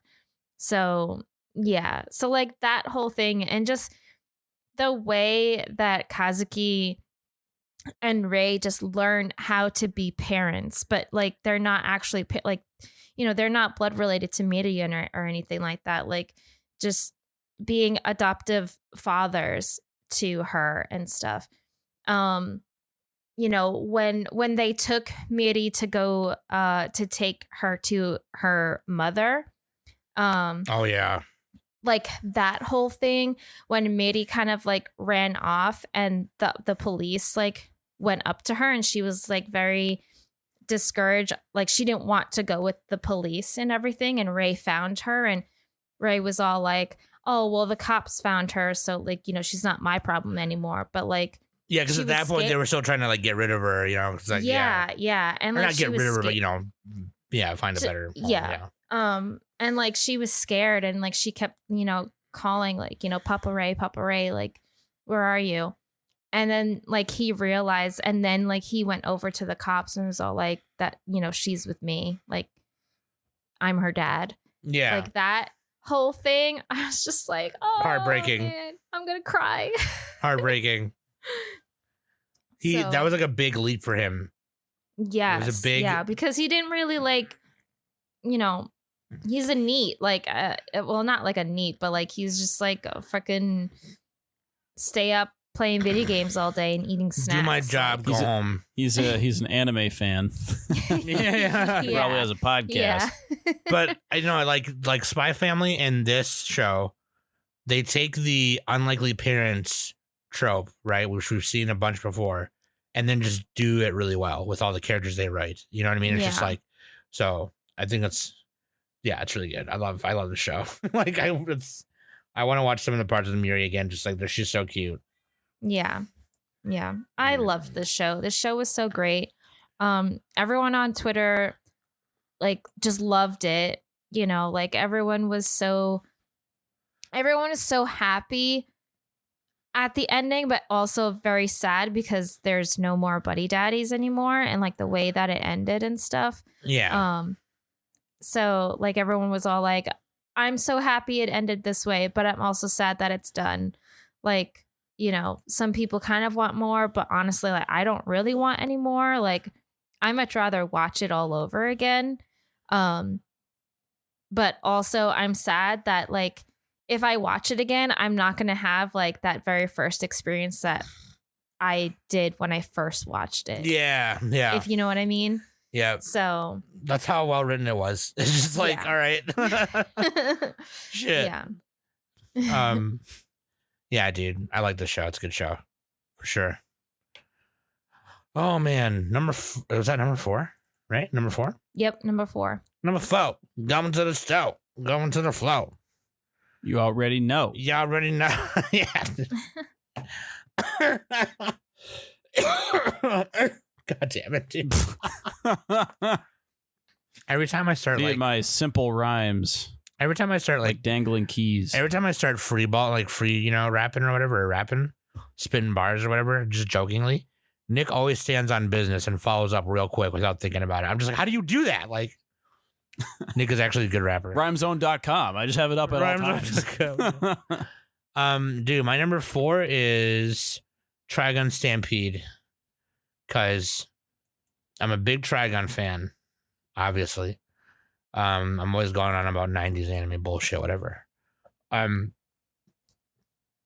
love Trigun Stampede though because it's, we saw the trailers, right? And we were just like, oh god, CG, whatever. And I'm like, no, dude, this looks great. Like, what are you talking about? Yo, Studio Orange, like, come on. Studio Orange? People gotta stop, like, hating on 3D animation now. The guy who directed it, he storyboarded some episodes of Beastars and some episodes of Land of the Lustrous. And those shows are great. So I mean, and then even the character design, who Danny mentioned earlier, there's a few different ones, but the one who did the redesign for Knives and the main characters that we love are all just so great. I love seeing their character designs are so sweet. Like the jackets, the outfits, the hair. It just is like a nice modern update, but not straying away too much from what they originally wore in the previous version. And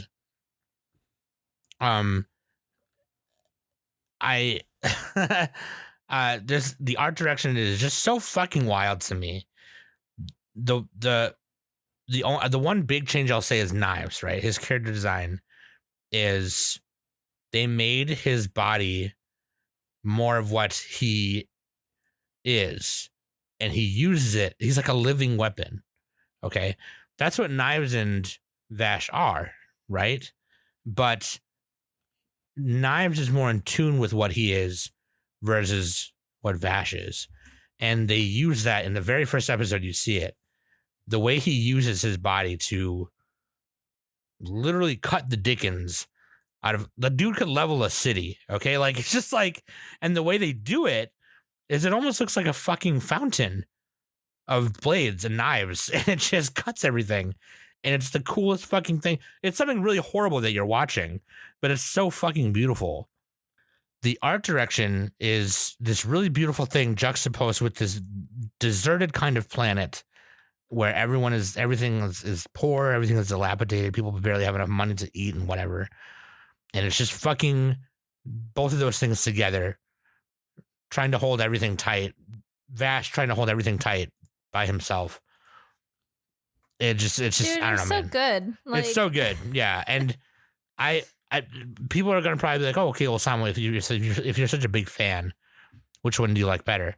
I can't tell you that. I like them both a lot. Like, you're wrong there. The old one is the best one. I'm sorry. I don't agree. That question. They're different shows. They're not even the same thing. Yes, it's like a exactly. prequel. Like, they are completely different shows. So you old can't... one's still better though. But Shut up.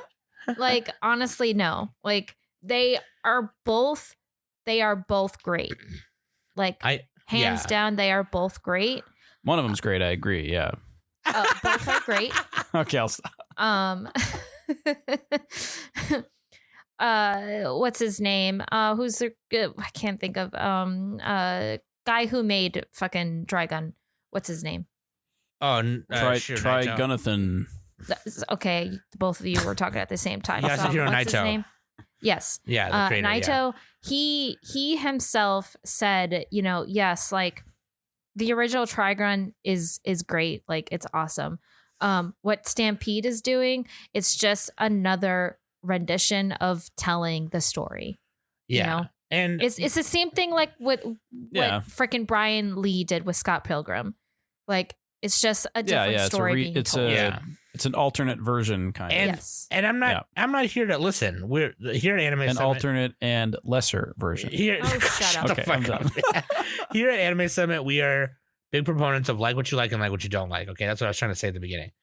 And if you don't like the Unless it's fully coolly grunge, don't like that. all right, well, we haven't. Yeah, that's the one thing in 2023 we didn't review yet. But Or like, the new Berserk. and niggas just gonna keep mumbling like other shows. It's like, and not this one, and not this one. If you come up to me and say like, nah, Sam, you're wrong, Stampede sucks, I'm not gonna fucking get mad at you. I don't care. You obviously like one better than the other. But if you're gonna ask me, Look, we're in our 30s, okay? We're over that shit. no, I enjoy both of them a lot. Like I could rewatch both of these and have a lot of fun with it. And granted, we haven't finished this one yet. This one's not done, but I hope we get to see more of my boyfriend Legato Blue Summers because he just is like, like choke me, daddy. Anyways, that's my number. Dude, you scared 4. me when I was a kid and saw that. Legato Blue Summers. Yeah. Oh man, even when I was a kid, I was like, ooh. Where are you going with that shirt with all the spikes? Where are you going with that shirt? Anyways, that's my number 4. I like Mid Valley the Horn Freak. Mid Valley There we Horror go. Freak. That's a name right there. Good art direction, Okay. good story, very cool designs, great readaptation of a classic. Number 4. Okay, number 4, Nick, you got it. We're going from the $60 billion man to the double dollar man to the 100 girlfriends. I thought I'd do a number segue there. So 100 girlfriends who Nick, really love you. This is crazy, man. Why do you have this as your number 4? What do you Holy shit. mean? Why do I have this? This is great. This is a great harem, Sam. This is a plummet show, and it made it on the list. It made it okay? on your number 4. This is one of the better harems I've seen. Okay. I don't know where I'd rank. I'd put it pretty high up, I think. I'd have to sit down and think about it. But like the gist of the show is that the guy has he has like a curse or something where the god of the shrine appears before him and he gets 100 soulmates and he meets them in various episodes, or he meets some of them so far. And they all confess and they all kiss and they do a bunch of bullshit and shenanigans and tomfoolery. And they all love each other. And it's like ridiculous because there's actually like no real jealousy. It's just like hijinks for 12 episodes. Harem hijinks. And you have every archetype. My favorite one is the efficient girl, Nano. Everything has to be about efficiency with her. I like that. But I like the just the comedic scenes, like the kissing games that they play and the you know the dates they go on when it's just like him and a bunch of chicks. Like, who would want that? Come on. Actually, that'd be a hassle, but watching a show about it is funny. And the gags in the show were very funny. It didn't take itself too seriously. It didn't shit its pants like Girlfriend, or is that the one with what's her name? The hot chick. Anyway, I don't know. I don't remember their names, but no, not girlfriend. Rent a girlfriend. There we go. Ruka's my favorite from Rent a Girlfriend. The main guy in this one he's a Chad. Okay, he's a Chad. He knows what he wants. He knows what he's about. So yeah, 100 Girlfriends, number 4. Eat your heart out. I love that. I love that. That's your number 4. I love it. Good job. Nice. Okay, Danny, number 3. Oh my gosh. Yeah, we're on number 3, man. Let's do it. Let's go. Holy We're crap. chugging. Yeah, chugging like a train. Chugging love. Do you remember that, Speaking dude? of trains- Okay, no. Wait, hold on a second. Side Pacho, everyone. Honey Bear, come over here. Do you guys remember that? Okay, when me and Danny and Nick were younger, when we were like probably in 5th grade, 6th grade, there was this. You guys remember? Okay, like Go-Gurt was coming out. Go-Gurt was a big deal. It was little tubes, little paper tubes, like plastic tubes, and you just open it, suck on the yogurt. And then they started coming out with the Go-Gurt drinks, and then the Trix yogurt drinks, yogurt milk drinks. There was this one. Oh God, I can't remember what it's called, but they took this old song from some jazz R&B band from the 70s, and it was like chugga-la, makes you wanna hidey ho. Like, Was it called Milk Chug? Chugalo? I don't know. You guys don't remember that? Am I going crazy? I don't think I've seen that one. I remember Go-Gurt, but oh my God. Now I sound like a fucking crazy old lady. Okay, never mind. Fucking boomer, dude. I'll Jeez. find it and I will put it right here in this episode so you guys can hear it. Chug-a-lug, makes you wanna holler hi-dee-ho. Keeps you chugging on the go. Chug-a-lug, chug-a-lug. Tom, I think your life alert's going off. Shut up! All right, Danny. Number 3. I've fallen and I can't get up. Chugala, okay? Chugala. Fuck you. Hand me a Go-Gurt. Let me get you some of them Dunkaroos. Oh my God. God. All right. I got hit by a sock and bopper fight. Tell me that you're a millennial without telling me you're a millennial. Oh man, you just have to get Pokemon booster packs from the register. You couldn't go to the aisle. Yeah. You couldn't go in the aisle and just grab it. And the aisles are by the register. You could do that up until a couple years ago, I think. No, because when me and Sudi were, when I think it was like around the time when 2020, I think, was when they put everything behind the. Anyway. Well, no, the Moving COVID on, shit, Danny. yeah, but like, yeah, Number 3. Anyway, yeah, number 3. Danny, number 3. Anyway, my number 3 is The Apothecary Diaries. Yeah, one of my favorites. I'm really enjoying the show. It's so good. I love Mao Mao. Jinshi, he's the best. Like I love him. He's such a tease. He is a fucking tease, and I love it. This is okay. This is a fucking teasing anime without. It's secretly a teasing anime. No wonder I like it. Yeah, no wonder I like it. It's secretly a teasing anime. But it's like with adults and not like grade schoolers. So, because freaking Mao Mao will tease Jinshi, but Jinshi will also like really tease Mao Mao. Yeah. Take that, Dangers in My Heart, even though it's technically not a teasing anime, but it technically is, but I'm going to say it is. Shout out to Zella. Yeah, no, like I just eat this up. Like I eat this type of stuff for breakfast all the time. You eat that for breakfast? No. I need a taste tester, so. You eat Horimiya pieces for breakfast? Yes, I do.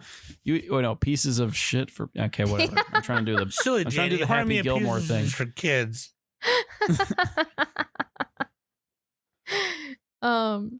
Yeah, no, this show's great. It's still airing. The second half of the 24 episodes that this will have. Yeah, I like following stories of whores. Whores. That's fun.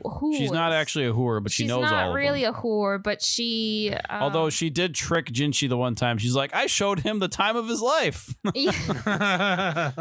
And everyone was like listening in and laughing. Yeah. He thought she slept with him. The other, different guy. Anyway.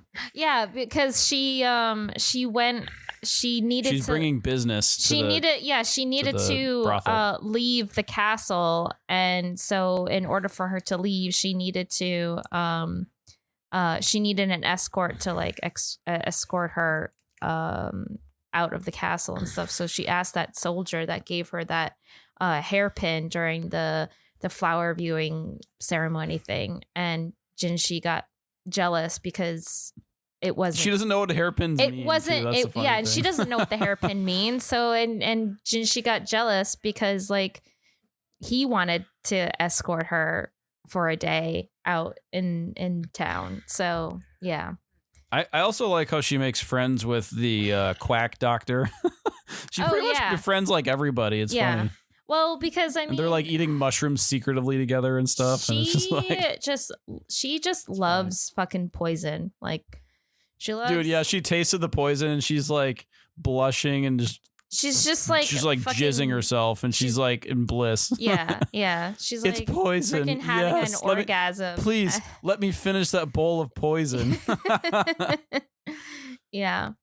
Great show, Sam. You should watch it. Oh yeah, I never got around to watching it, but yeah, Wait, what? Yeah, no, do it, Sam. Strike me down. When we fucking talked about it in our review, I was like, oh yeah, I didn't get to this one. Sam. This one's actually good, Sam. Even I like Sam, it. I thought we were friends. I thought we were friends. All right, show swap, Danny. You got to watch Witch from Mercury. There you go. Oh, I don't want to watch that. Come on. Give me something. That's a compelling argument by Sam. Give Come me on. something else that isn't Gundam. Hey, Fry, piece of going out. Come on. Fine, I'll give you something else, but you're a bitch. You're a bitch too. Huh? Huh? What? Watch your mouth, all right? You watch Watch it. your mouth. All right, fine. Do you have any? Sorry, we interrupted you. Was that No, you I'm need- good. I'm good. Okay. Yeah. Yeah, Apothecary Diaries. I've heard it's good from some people. Yeah, More you like should watch apothecary diarrheas. Am I right, Sam? Yeah. There you go. I helped you out. I tried to tell Trisha today. She's like, I don't want to go to work. I'm like, just call and tell me you have diarrhea. What are they going to do? Like, what are you going to do? Like, what are you going to tell them? Oh, come in anyway so you can poop a lot? Yeah, fuck that. Oh, they would, though. They would. They'd be like, hey, we got buckets. They'll be like, why you poop on Fleur? I saw somebody walking out with a bucket from her job. I was like, oh, I need that to show Nick so I can yell at him. Anyway, every bucket you see, just show me. Just take random pictures of buckets. I'm like, Nick, check this out. This bucket right here. Just a random bucket on the street. Number 3. Number 3, Jujutsu Kaisen second season. This. That's pretty highly ranked there. Some Anime News Network would not be pleased with you. I love Jujutsu Kaisen, man. I've loved it for a long time. I'm always they used to make fun of me when I was reading the manga. They made fun of me back then. They were like, "Oh, so I mentioned Jujutsu Kaisen. Everyone take a shot." Boop, boop, boop, boop. And now everyone loves it. So fuck you guys. But like, dude. I mean, Nick said it really well. This adapted. Adapt. That's all, folks. That's all, bitches. This adaptated the Gojo and Geto arc and the Shibuya incident. Okay, and so like if you're a manga reader and you read this, excuse me, and you read this, you were kind of hoping, man. I hope it looks good. I hope it looks awesome because there's so many fights that happen at the same time and it's fucking wild and it's a little hard to keep track. There was some parts of it where it kind of like, it didn't let you process and it was kind of all happening too fast. But even so, that's kind of how it does it in the manga. It doesn't really give you room to breathe that much, aside from all the exposition where they're explaining powers and shit, right? But like, no, they did it really well. And I was afraid, I love Sang-Hoo Park. Okay, he's one of my favorite people in the industry right now. Okay, he directed season 1, and the movie. And he did not direct it this time. The person who directed it this time was Shota Goshizono. Shota Goshizono, he's been a key animator in a lot of our favorite things for a long time. Eromanga Sensei, Fate Grand Order, Osama Ranking, Sorted Online, more Mob Psycho, more recently Chainsaw Man and Alicization and Black Clover. And so they promoted him. They're like, hey, man, you're going to direct and board this bitch right here because there's going to be some big time shit happening in this season. And he did a great job. And I loved the OP as well. The OP was really good. Everything about it was, I couldn't ask for more. That I was hoping it would be this good, reading it from the manga and coming to see it on the screen.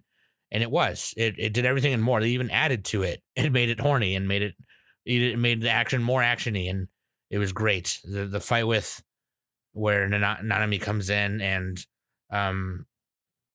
where Yuji's fighting Chozo, and it's great, man. It's great. They did it really well. It makes me more excited to see the rest of it, barring all of the industry problems that it had, which in my opinion is just a small fraction of what happens in the whole entire industry, not just with MAPPA. Aside from all that stuff, it was done really well. And it was I love Jujutsu Kaisen, man. And this is just the reason why. It just gets crazier and crazier and crazier. Some people might watch the next arc or read the next arc and be like, oh man, this is so fucking boring. But in my opinion, I disagree. I think they introduced so many other characters with all these kinds of crazy ass powers, and I think it's going to get cooler. So maybe the anime will cut some of the fluff. You know, they did a good job of kind of doing it here. So maybe they'll do some of that with the calling game when it comes out or when it happens.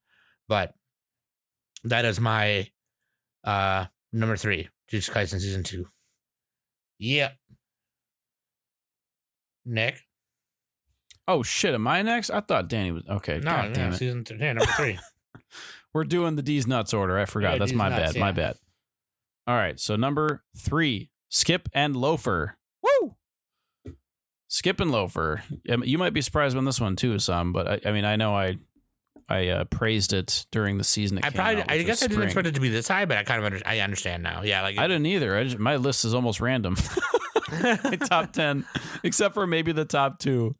But yeah, Skip and Loafer, like Danny said, Danny did a great job explaining it. The main girl is so quirky, but not in like an annoying way. She's like super smart, and like the thing that I like about her, this reminds me of Apothecary Diaries, right? Because it's like you have a plain girl who attracts the handsome guy, right? Yeah, and she's like super smart and resourceful. And I guess an apothecary. Oh no, she throws up in Apothecary Diaries too. So they both are pukers. All right. It's pretty much the same show, actually, if you think about it. I like her friends in this show. I like the fact that Sam couldn't tell that Nao-chan was trans. You couldn't tell.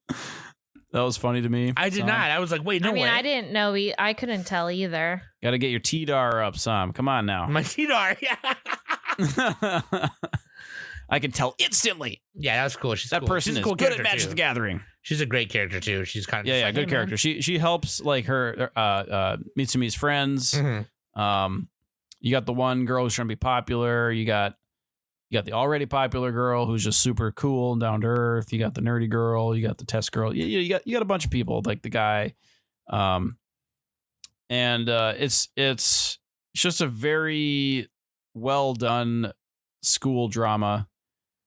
I don't really have anything bad to say about it. That's it. I hope you don't. You have it as number 3. Friends being friends.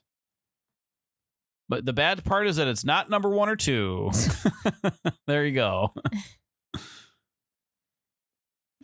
Danny, number 2.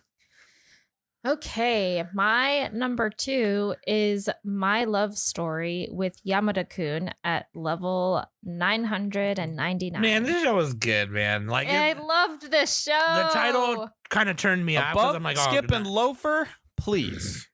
The title threw me off because I'm like, okay, it's another fucking Isekai or gamified show thing, dumb bullshit. But no, it's like it wasn't that. It wasn't that. Like it wasn't. Yeah. It's another one of those ones where it's more about the characters playing the people playing the game and not yeah. Mm-hmm. This came out in spring 2023.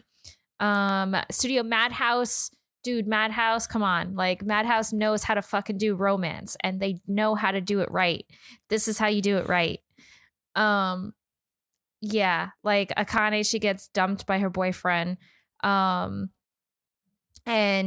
like, you know, her boyfriend kind of got her into playing online MMO games. And so like to take out her frustration, she starts playing her game. And then she realized that the game that she's playing has like a special on-site event. And so she decides to go to this online event. She ends up spotting her ex-boyfriend, but then all of a sudden she just so happens to like bump into Yamada, and then all of a sudden her ex-boyfriend sees Yamada with Akane, and they're Akane kind of just like casually just asked Yamada, hey, can you like just pretend to be my boyfriend in front of my ex because like I don't want to be humiliated right now. And at first Yamada was all like, no, I'm not going to do that. But then Akane was all like, I'll give you like whatever it is that the event is giving everyone or whatever. And he's like, okay, fine, I'll do that. So yeah.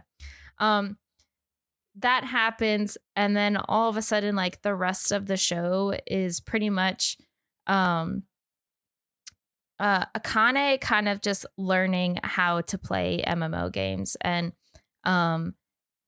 just meeting her online friends in real life and stuff, and also getting to know Yamada all at the same time. So yeah, like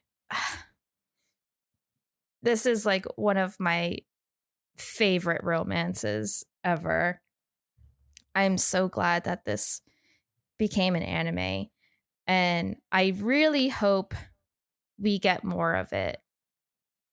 So I want more.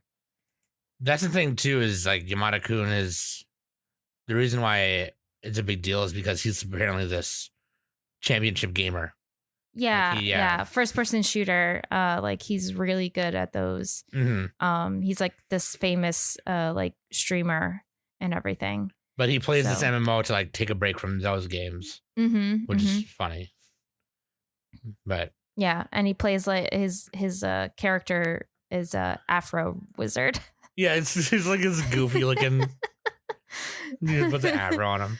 It's so funny. Yeah, but the thing that I really enjoyed about this, and the thing that kind of really hooked me, was when this show came out. I kind of started to get into like online MMOs. Like I started playing Final Fantasy online pretty heavily at around that time, and in the first episode. It was like a little like bit of the after credits where Akane was like making her character, and as she was making her character, like she was looking at all the hairstyles and stuff, and she saw like all these like basic like in-game hairstyles are kind of lame, and then she realized that like she can buy, you know, like additional hairstyles for the game, but she, you know, obviously you have to use real money. And so, you know, she buys like one of the hairstyles, and then, you know, she makes her character, and she goes into the game, and everybody has the hairstyles that she bought and stuff.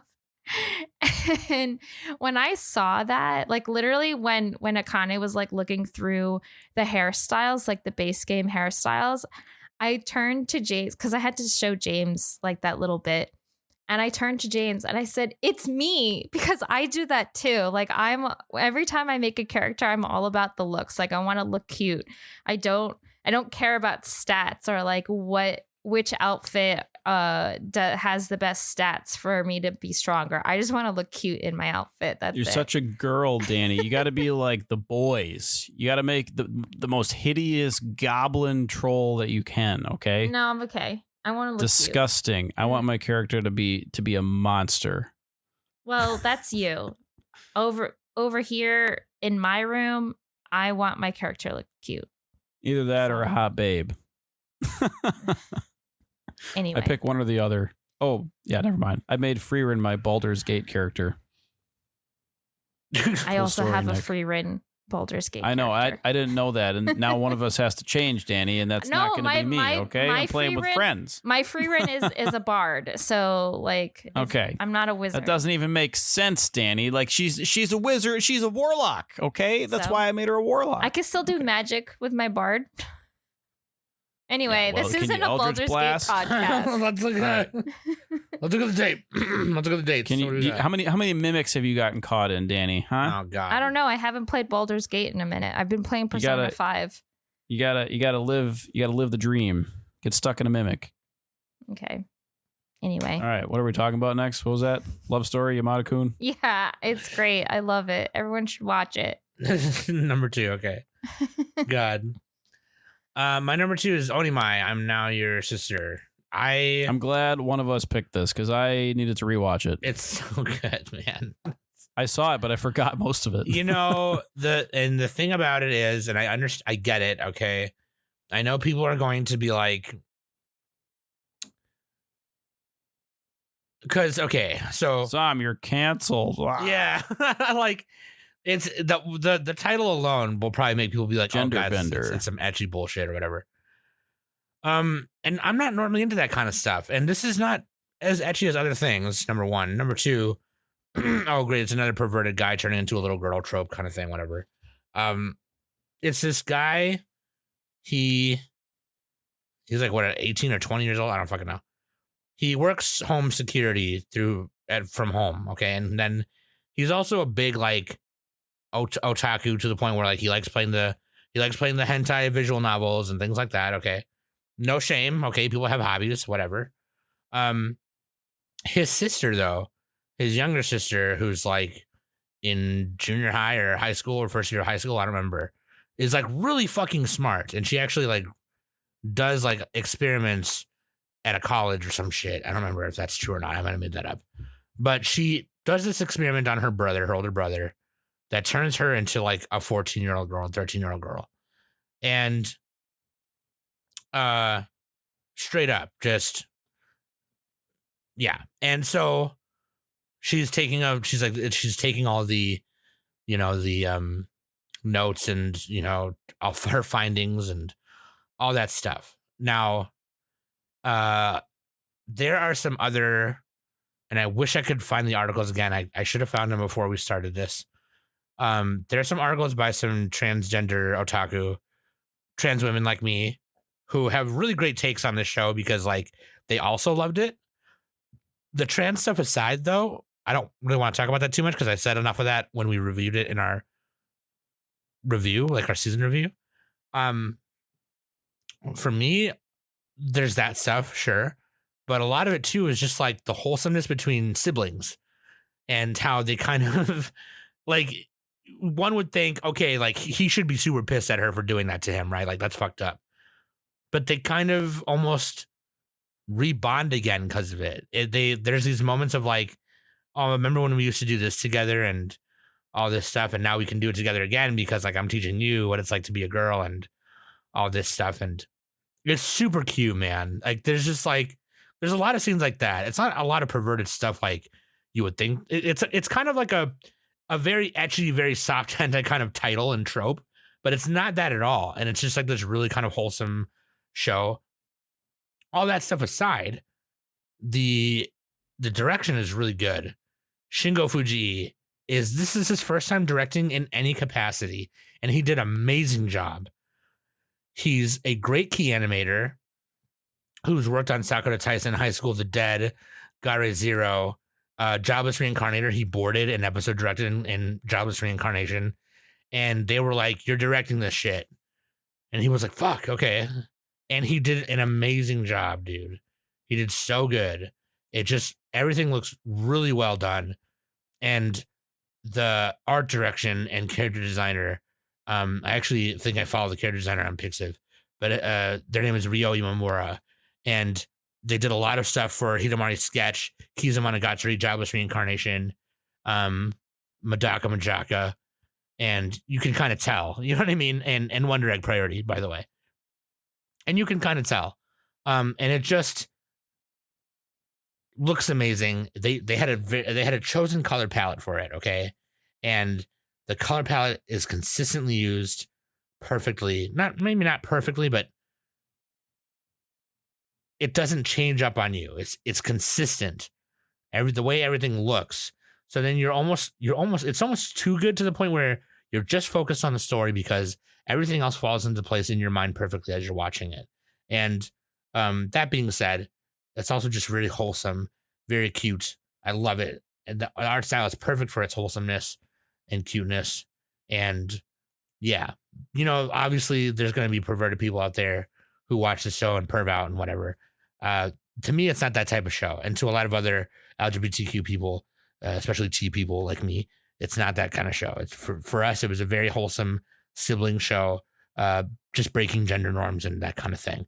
And so for me, it's up there. It's my number 2. So there you go. Onimai. Very cute. It was also my ED, favorite ED, that I mentioned earlier. But yeah. Hell yeah. Go ahead, Nick. All right. Number 2, Vinland Saga, Season 2. Vinland. Surprise. This one aired, I believe, in the winter through spring seasons. In the beginning somewhere, yeah. Yeah, Studio Mappa. Did they change studios between seasons? It was Studio Wit before. Yes. Yeah. Okay.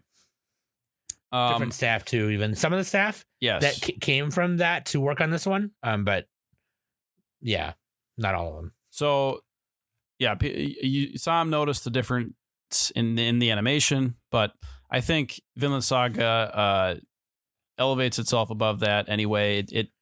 It takes place on a farm, and what happened is Thorfinn is essentially a farmhand. He's like a slave on the farm. And then he gets partnered with a character Einar, who had his family killed by the invaders, by the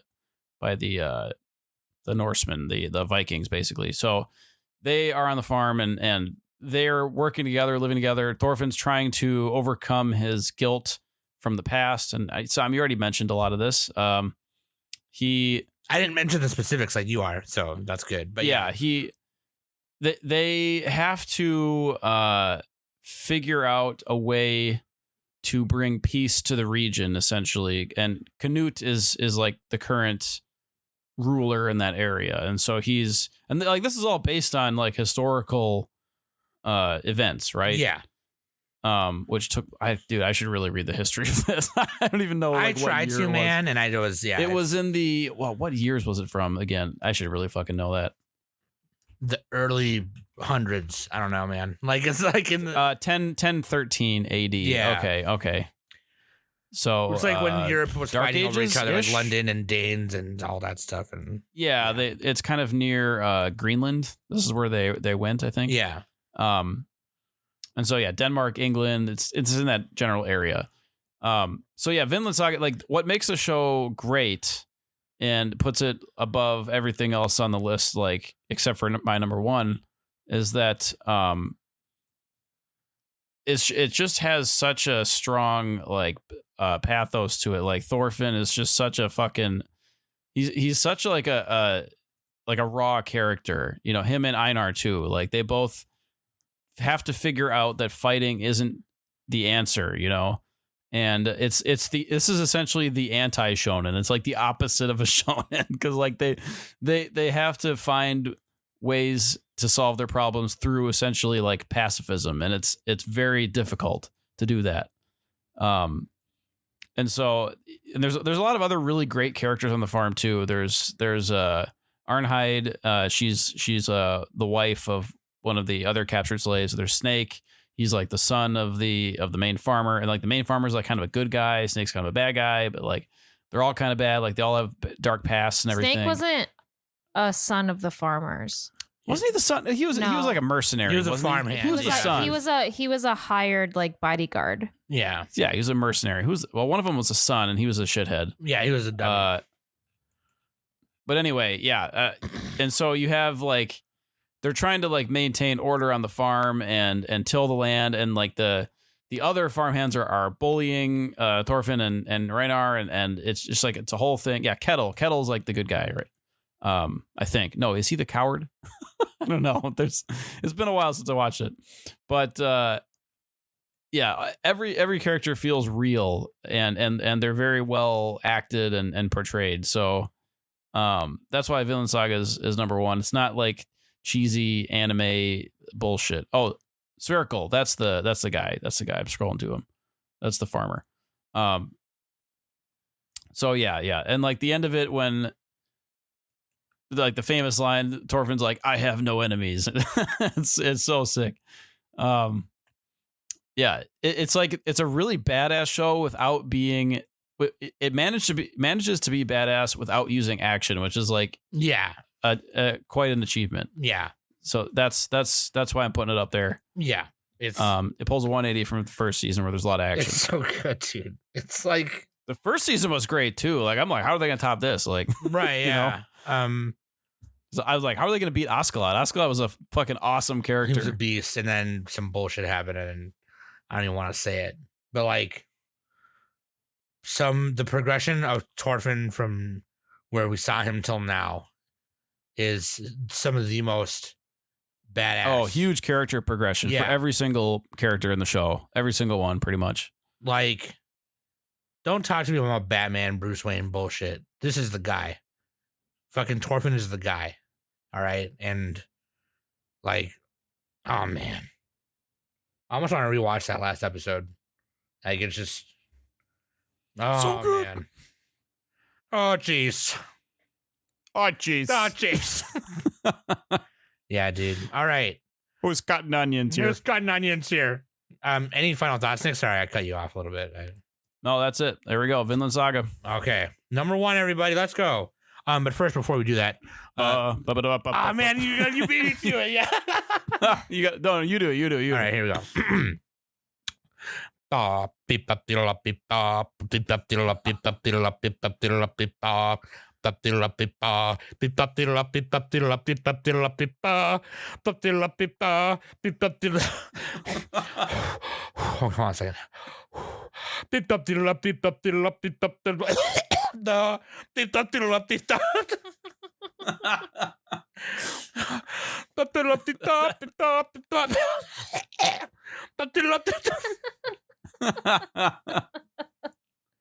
I don't care how old you are. If you've seen that episode of fucking SpongeBob, that shit's funny. Yeah, that shit comedy, dude. Yeah, don't fucking make fun of me, dude.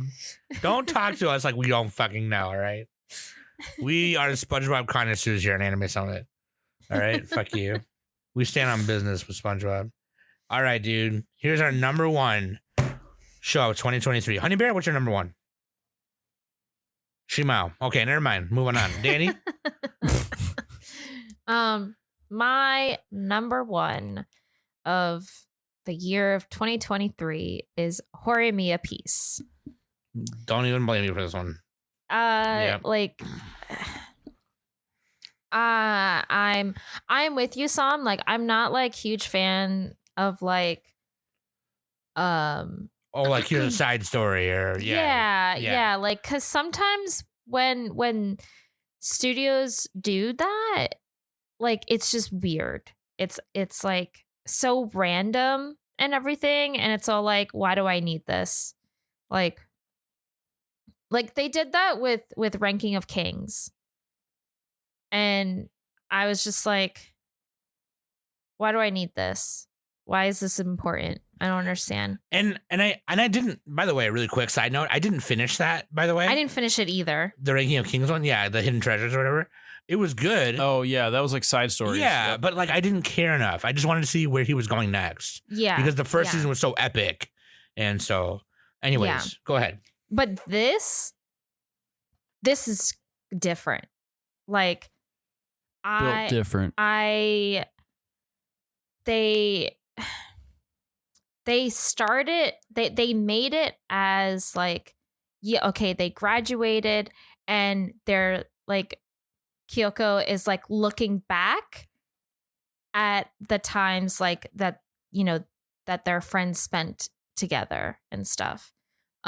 So it wasn't like these random like little short story kind of things. They made it into like a memory and stuff.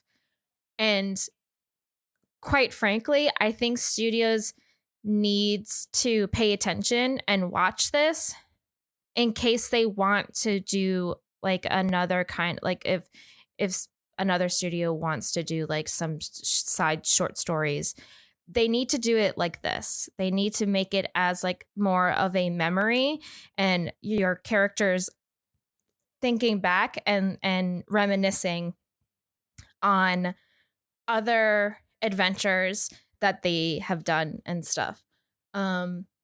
Yeah, I loved this so much. I got more Horimiya because I loved the first one. it was great. This was summer 2023. Studio Cloverworks did this.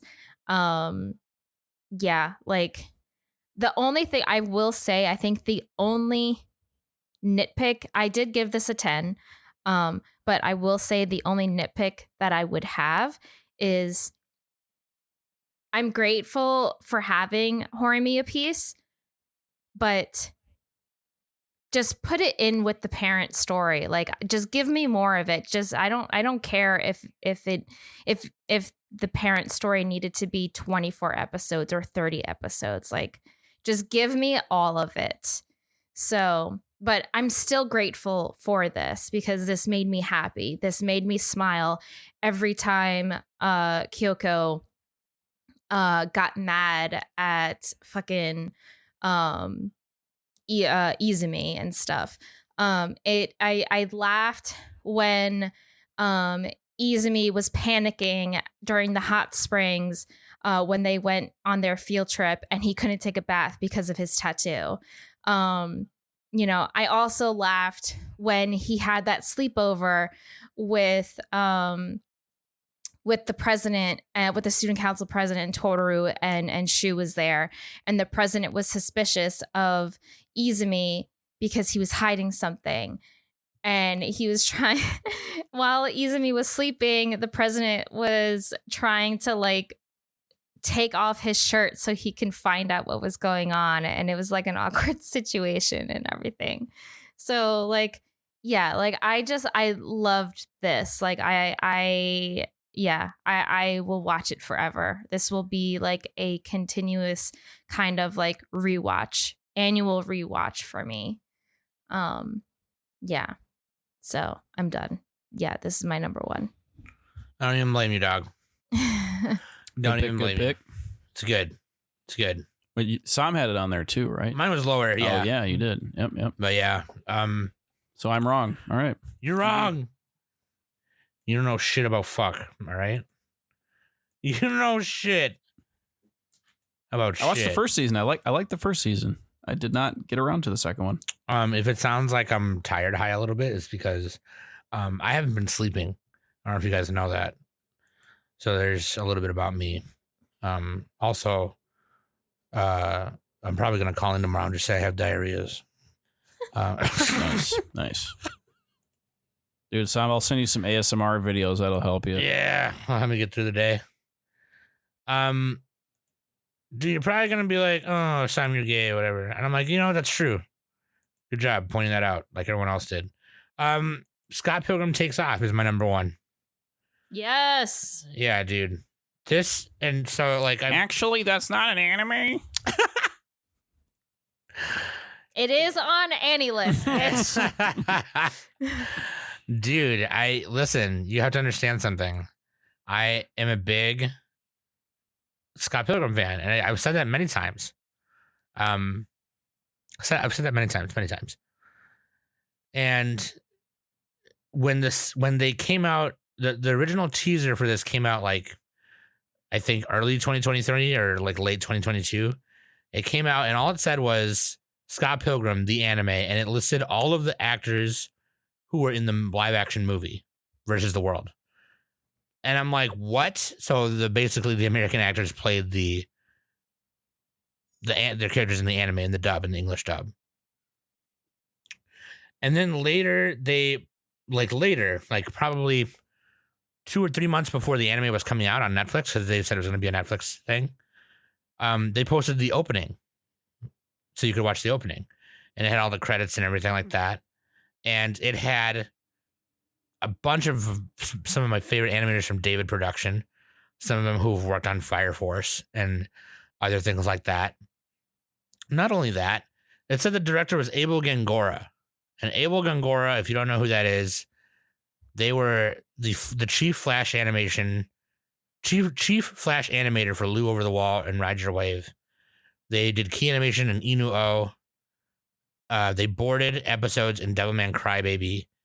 And they directed my favorite shorts, Science Saru short, in Star Wars Visions, which was TOB1. So I could not have been more excited. And then when we actually got to watching it, right? Art aside. Because I thought we were going into it like, oh, they're going to adapt closer to the manga, right? Because the movie and manga or graphic novel are very different. That was not what it was at all. And I was like, oh, this is completely different. This is something, like Danny had said it earlier. This is something else. This is not the same thing. This is another avenue in which we get to experience Scott Pilgrim. And there's the movie, there's the graphic novels, and there's the anime. And all three of them are their own experiences. And this just did more to further that experience while still being written by the creator of Scott Pilgrim, the creator and artist of the novels, like Danny said earlier, Brian Lee O'Malley. And let me tell you, everything down to the soundtrack, to the art style, taking Brian Lee O'Malley's art style and animating it, which, like, if you talk to Brian Lee O'Malley, he'll tell you who a lot of his influences are things like, Astro Boy and Dororo and things like that, and Gigantor, and a lot of them classic robot shows and Sentai shows and tokusatsu shows were his influences, right? And so they got the perfect director for it, because TOB1 in Star Wars is very heavily influenced by Astro Boy, and so it just worked out. But the level of detail they put into this. Not only was the voice actors from the movie, the English dub actors in the anime, but the singing voice of Envy Adams, yep, the lead singer of Metric, also did her singing voice in the anime. Emily Haynes, she's the lead singer of Metric, and she's part of Broken Social Scene. If you've never heard of Broken Social Scene or Metric, do yourself a favor and go listen to the music right now. But her name is Emily Haynes. And she's very pretty. She's from Canada. She's from Toronto. So obviously she's going to hop on this bitch like, oh, fuck yeah, right? Like, I don't mind doing the Envy Adams singing voice again. Hell yeah. And it was amazing. It was great. It was great. It was everything I wanted. It was everything I didn't expect. It's unexpected. I didn't expect it, what was going to happen in it. But when it did happen, I wanted it, and I wanted more of it. And it was... for someone who's a big Scott Pilgrim fan like myself and many others, there's so many Scott Pilgrim fans out there. And to be honest, I don't know how they feel about it. And I'd be interested to hear it. No lie. But for me, I loved it. I loved the way it ended. I loved the way it looked. I love some of the awesome fan art that's come out for it. And it just has Scott Pilgrim has renewed itself in the current world of, nerddom. And right before this, before this anime came out, about a year before this anime came out, we got the game back from fucking Ubisoft, because they finally let go of the rights, and now you can get it on Steam and Switch and stuff. And so I was playing that hella. And so, it already kind of was fresh in my mind. And so when we got this, it just was... I was blown away. I love it. I love it so much. I'm mad that I watched it without Trisha. I really wish I would have watched it with her.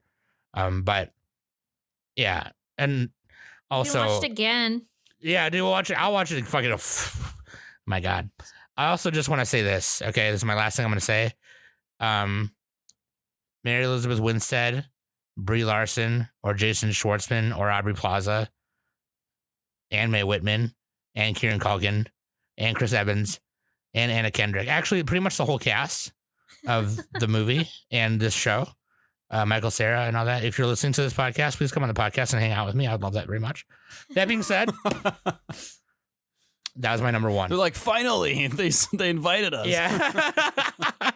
Oh, and the fact that the fucking soundtrack was done by Anna Monoguchi, who did the soundtrack for the game, by the way.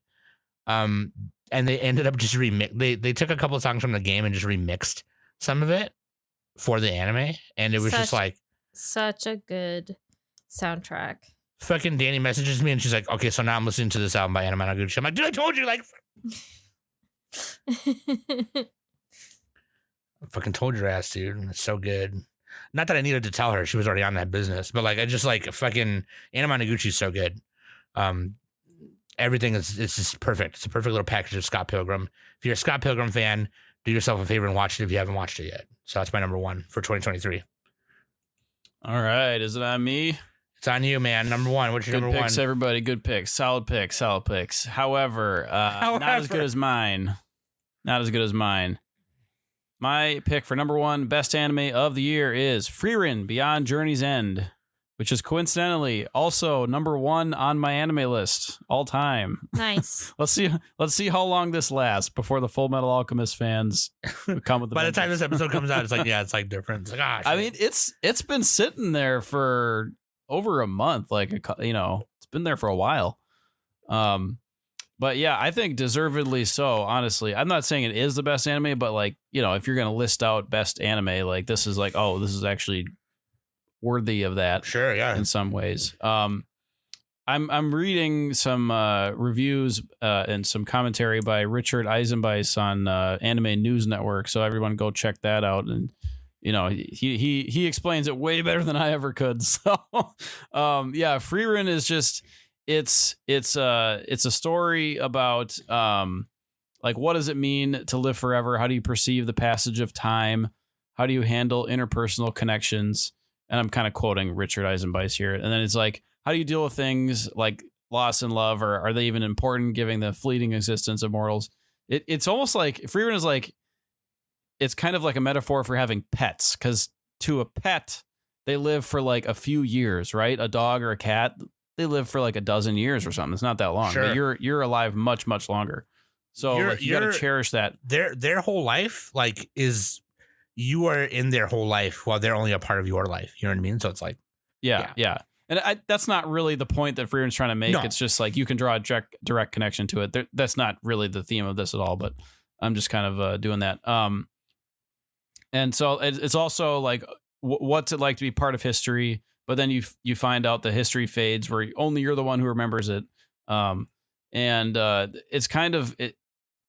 Most people aren't going to experience like being like the ultimate hero and saving the world, but they'll experience things in their life that are smaller. It's like, oh, the history of this town or the history of this this small area that I'm in, right? And only the people who are there are going to know that, or only I'm going to know these certain things, right? The story is like it does all this while also being very funny. Because Frieren is like she's very powerful, but she's also absent-minded, and her companions are the same kind of like they're powerful, but they all have their own kind of foibles and quirks that make them relatable and likable. Fern is her apprentice, and she's the purple-haired witch. Well, girl, she's a human girl, and she's been trained by Frieren. Frieren is, by the way, an elf. And this is a fantasy story. Which is taking place after the Demon King has been defeated. So it's like kind of a post-credits story. That's what it is. Like the big climactic battle has already happened. Now we're in the end credits. Which is kind of a novel, like an interesting concept. I'm sure it's been done before, but it's not a very common thing that you see. Usually it's like, okay, this is the main story, right? So yeah, you got Frieren, you got Fern, you got Stark. He's the redheaded, like the warrior of the group, essentially. And then later on, you meet some more characters. Sign is kind of an older guy. He's trying to get with some older ladies and everything. And so you learn. So what you do is you learn about Frieren's old companions who are dead, except for one of them, Eisen the dwarf. Himmel is like the main hero, right? He was the main hero of the world, essentially. And Frieren, like she's like so old, like she's over 1,000 years old at this point, that she like doesn't even register like the importance of what they did, and also how much all that companionship meant to her and everything. So like as they're going through the story in the current day, she's figuring that stuff out with Fern and Stark and her crew, and like all these, encountering other people and seeing things change. And it's interesting because like in every episode, there's just like, oh, and then 6 months passed and then a year passed. Like they just like seamlessly take time jumps, but it doesn't feel all jolty. It feels natural, it's like you're some kind of omnipotent being. Like it's like we are Freerin essentially, because like the time means fucking nothing to us almost. So I think it could also be applied to anime watching, because like you have so much time to watch anime, right? Watching anime, it's a small fraction of your life, but you could like cherish it. Happy, it's Billy Madison style. Wiggle your cheeks and cherish it. Yeah, cherish. So yeah, it's just overall like a really bittersweet, heartwarming, and also funny story. Studio Madhouse, they know what they're doing. Yep, Madhouse they're back in their element. They took some years off of not producing a lot of good stuff, so I'm glad they're back doing a little better. But yeah, Freerin, by far best show of the year for me. It's not quite finished yet. There's 28 episodes total. I think the first roughly 13 aired in 2023. So I'm only counting those. Or maybe it was 16. But anyway, I think it was about the first 16 that aired that in that year. But even with those first 16, it's still easily my favorite and easily the best. I think it's probably my favorite of the decade so far. Of the 2020s. We're only like 3 years in, so we'll see how that goes. Yeah. Good pick, honestly, man. I kind of already said it when we talked about it in our seasonal app, but like and it's important that Nick points that out, that she's an elf, right? Because in a lot of fantasy lore, elves live to be a long ass time, and so there was this other anime. and they fight demons, and like in this post like battle world, they're still fighting demons. And the demons don't understand time either. Yeah. They're like, I will use my ultimate spell on you. And Freerin's like, yeah, that's basic magic now. Yeah, just so you know, that's like outdated. Fucking destroys it. Yeah. She's like, Fern, you're my apprentice. Yeah, you could beat it, right? Yeah, you got it. But like that's in a lot of fantasy lore, World of Warcraft, Dungeons and Dragons, whatever, elves lived to be a long time. And so there was this other anime from like 2005 or 4 where this girl was like a detective and she was like an immortal. And, every episode was like 50 some years later, and that kind of had a similar thing to it, but it wasn't like, it didn't feel natural. They didn't like explain her. I'm trying to remember what it was. It was on Netflix for a long time. Anyways, I'll find out later. But in Freerin, it's like, that's kind of the whole thing is, she almost kind of reminds me of Spock in a way from Star Trek. It's not that she doesn't care. Oh, yeah, a little bit. Yeah, it's not that she doesn't care or has a... She's always pursuing knowledge, too. Even, like, useless knowledge. Yeah, and so sometimes they, it kind of comes off like she doesn't care about her companions and the people she meets and whatever. And it's not that she doesn't. It's just, to her, time flows differently. And so, like, to her, it was like... To her, 10 years ago was like yesterday. For me, what was I doing 10 years ago? Was that 2014? Probably farting. Dude. I think I was working at Michael's, our craft store. Dude, she must have a great memory, by the way. Holy shit. Yeah, I don't know, right? It's like, anyways, I think I was farting and pooping. I don't know. That being said, yeah, I don't blame you for having this, even though it's continuing. I don't blame this for you having this at your number one. It's a good show and it looks nice. It looks great. And I've heard people say that they like, from the people who are manga only, they love it. So, hell yeah. Hell yeah, dude. You know what? I think I don't know, a lot of my honorable mentions were kind of like in other people's lists, kind of. Yeah, I don't got it. Fuck all the rest of the shows, right? One that I do, the one that sticks out to me, I will say this, just because I know someone's going to say something to me. Is the Masterful Cat is depressed again today. Yeah, that absolutely would have been on my list. It absolutely would have. But in terms of like story-wise, these 10 I have here that I listed here mattered.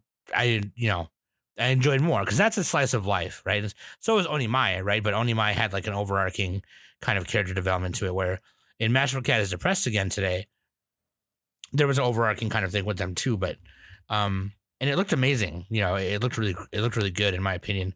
Some of the low angle shots were kind of wonky and made you feel a little motion sick, I think, but that it slipped out of my list, and Danny and Nick can tell you because I was kind of moving things around and deleting things last minute. It was actually my number 10. But yeah, Masterful Cat is depressed again today. Big honorable mention from me. Otherwise, Spy Family 2, I guess, could be on there for me as well. But yeah. Aside from like Zom 100 and Spy Family and Overtake, because those 3 were on both of your lists. My Happy Marriage and Sugar Apple Fairy Tale, both season 1 and 2, are my honorable mentions. Yeah, My Happy Marriage is good, man. Yeah, I mean, I really enjoyed My Happy Marriage. So, just I remember when Danny was like, just watch it. I'm like, no, that shit is dumb. Yeah. I'm gonna watch it. And then I watched it and I was like, oh man. Yeah. So, you know, that one was great. And I mean, Sugar Apple Fairy Tale, I think, is definitely something that it's a great emoji quiz anime. What? It's a great emoji quiz anime. Sugar Apple Fairy Tale? Yeah. Oh, well, there you go. There's very easy emojis for it. There you go. People will get it right away. Yeah. So, but yeah, that show, I mean, not that many people are watching it, but I really enjoy it. It kind of reminds me of something that I would have watched like back in the 2000s. I mean, Studio Shaft is the studio who's doing it and stuff. So, but it's very enjoyable. It has a lot of high drama and high stakes in it. So it's very interesting. Yeah. Yeah, there's a bunch of like longer running show. Well, we're not counting like One Piece for these lists because that's silly. But like Mushoku Tensei season 2. I know Shield Hero's still going. What else? I mean, there's a whole bunch of sequels. Let's see here. I liked Shangri-La Frontier. I didn't finish it yet. Dark Gathering, I liked. Yeah, Dark Gathering was great, dude. The first couple episodes. Reincarnated as a vending machine. If you just want some Plummet style show, check that one out. The vending machine anime was very fun. Very mid, but very fun. Yeah, I got a couple of those. I mean, we already met. Oh, Hell's Paradise was decent. It was fun. That one was good, but I think I liked the manga more than the anime. Yeah, it was. If you like that type of anime, then check it out. I mean, it's so Mashal was funny. And Mashal, I actually, I started Mashal back up again. But I'm watching it in the English dub, and I think it's way more funnier, in my opinion. Oh, okay, that's interesting. So, I mean, for me, I think it's just, since it's just stupid fun, I much rather watch it in English and just enjoy the ridiculousness of it than having to like read subtitles. So, yeah, Birdie Wing season 2. Sam already mentioned Witch from Mercury Gundam. Let's see. The Farming Life in Another World shows, a couple of those are actually surprisingly decent. The Angel Next Door Spoils Me Rotten was pretty decent. Yeah, I mean there's a bunch of pretty fun shows. But yeah, for me, probably Shangri-La Frontier and Dark Gathering. I would want to finish those ones up. Oh, and Dangers in My Heart before Zella kills us all. Oh yeah, Dangers in My Heart. We probably should have mentioned that one more. No, we should have. People really like that. It squeaked out of my list. Yeah, I thought about it. If I rewatch it, I might actually add it in. But no, yeah, seriously, Zayla, please don't pee my Cheerios. I love Dangers in My Heart a lot. I like it more than what's the other one? The one that Danny had on her list. Yeah, that trash show on Danny's list. Yeah, a lot of people compare those together because they both aired at the same time. But like, I'm kidding. I'm not even listening, dude. I don't even know what you're talking about. Like, but fucking yeah, no, dude.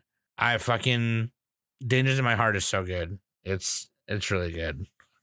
Just a coming of age learning to fall in love kind of thing. It's really good, and that should be on there somewhere if it's not, But yeah, so don't fart in my Cheerios. That being said, what is your top 10? And don't come at me and be like, no, this is my top 10 easy. It's not easy. It's hard. Okay? Shut up. All right? There's also a super dark horse. The Yuzuki's family's 4 sons apparently is very good. That's what Otaku Spirit was saying. Yuzuki family's 4 sons? Yeah, that one was in fall. That must have been like way down the list. I didn't even hear about that one. They had that like as their favorite show of the year, one of their top 3. No, it was like top 5 or whatever. But yeah, if you're looking for a underwatched show, that's another one. Nice. So let us know what your top 10 is, unless you're a bitch. Okay. That being said, I'm glad we are past the Summies. Can move on to more fun things, and we still have the Plummet in the Summit coming up. I'm not sure what we're going to title it yet. I'll think of something funny. I don't know. Don't worry about it. That will happen soon. So if you guys are excited about that, trust me, a more solid announcement will come. This is just a soft announcement right now, but I will get back to you when we hear more about it after we meet with the boys.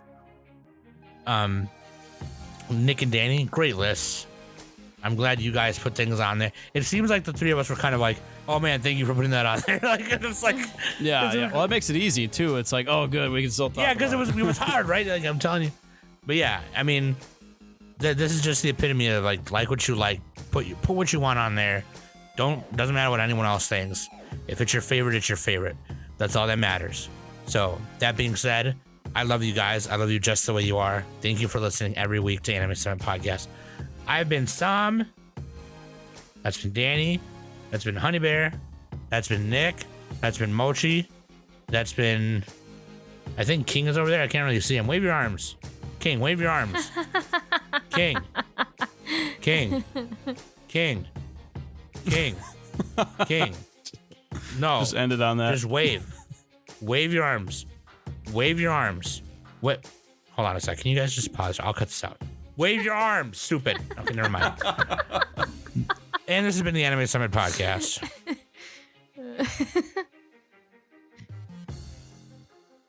It turns out it wasn't King. It was somebody else.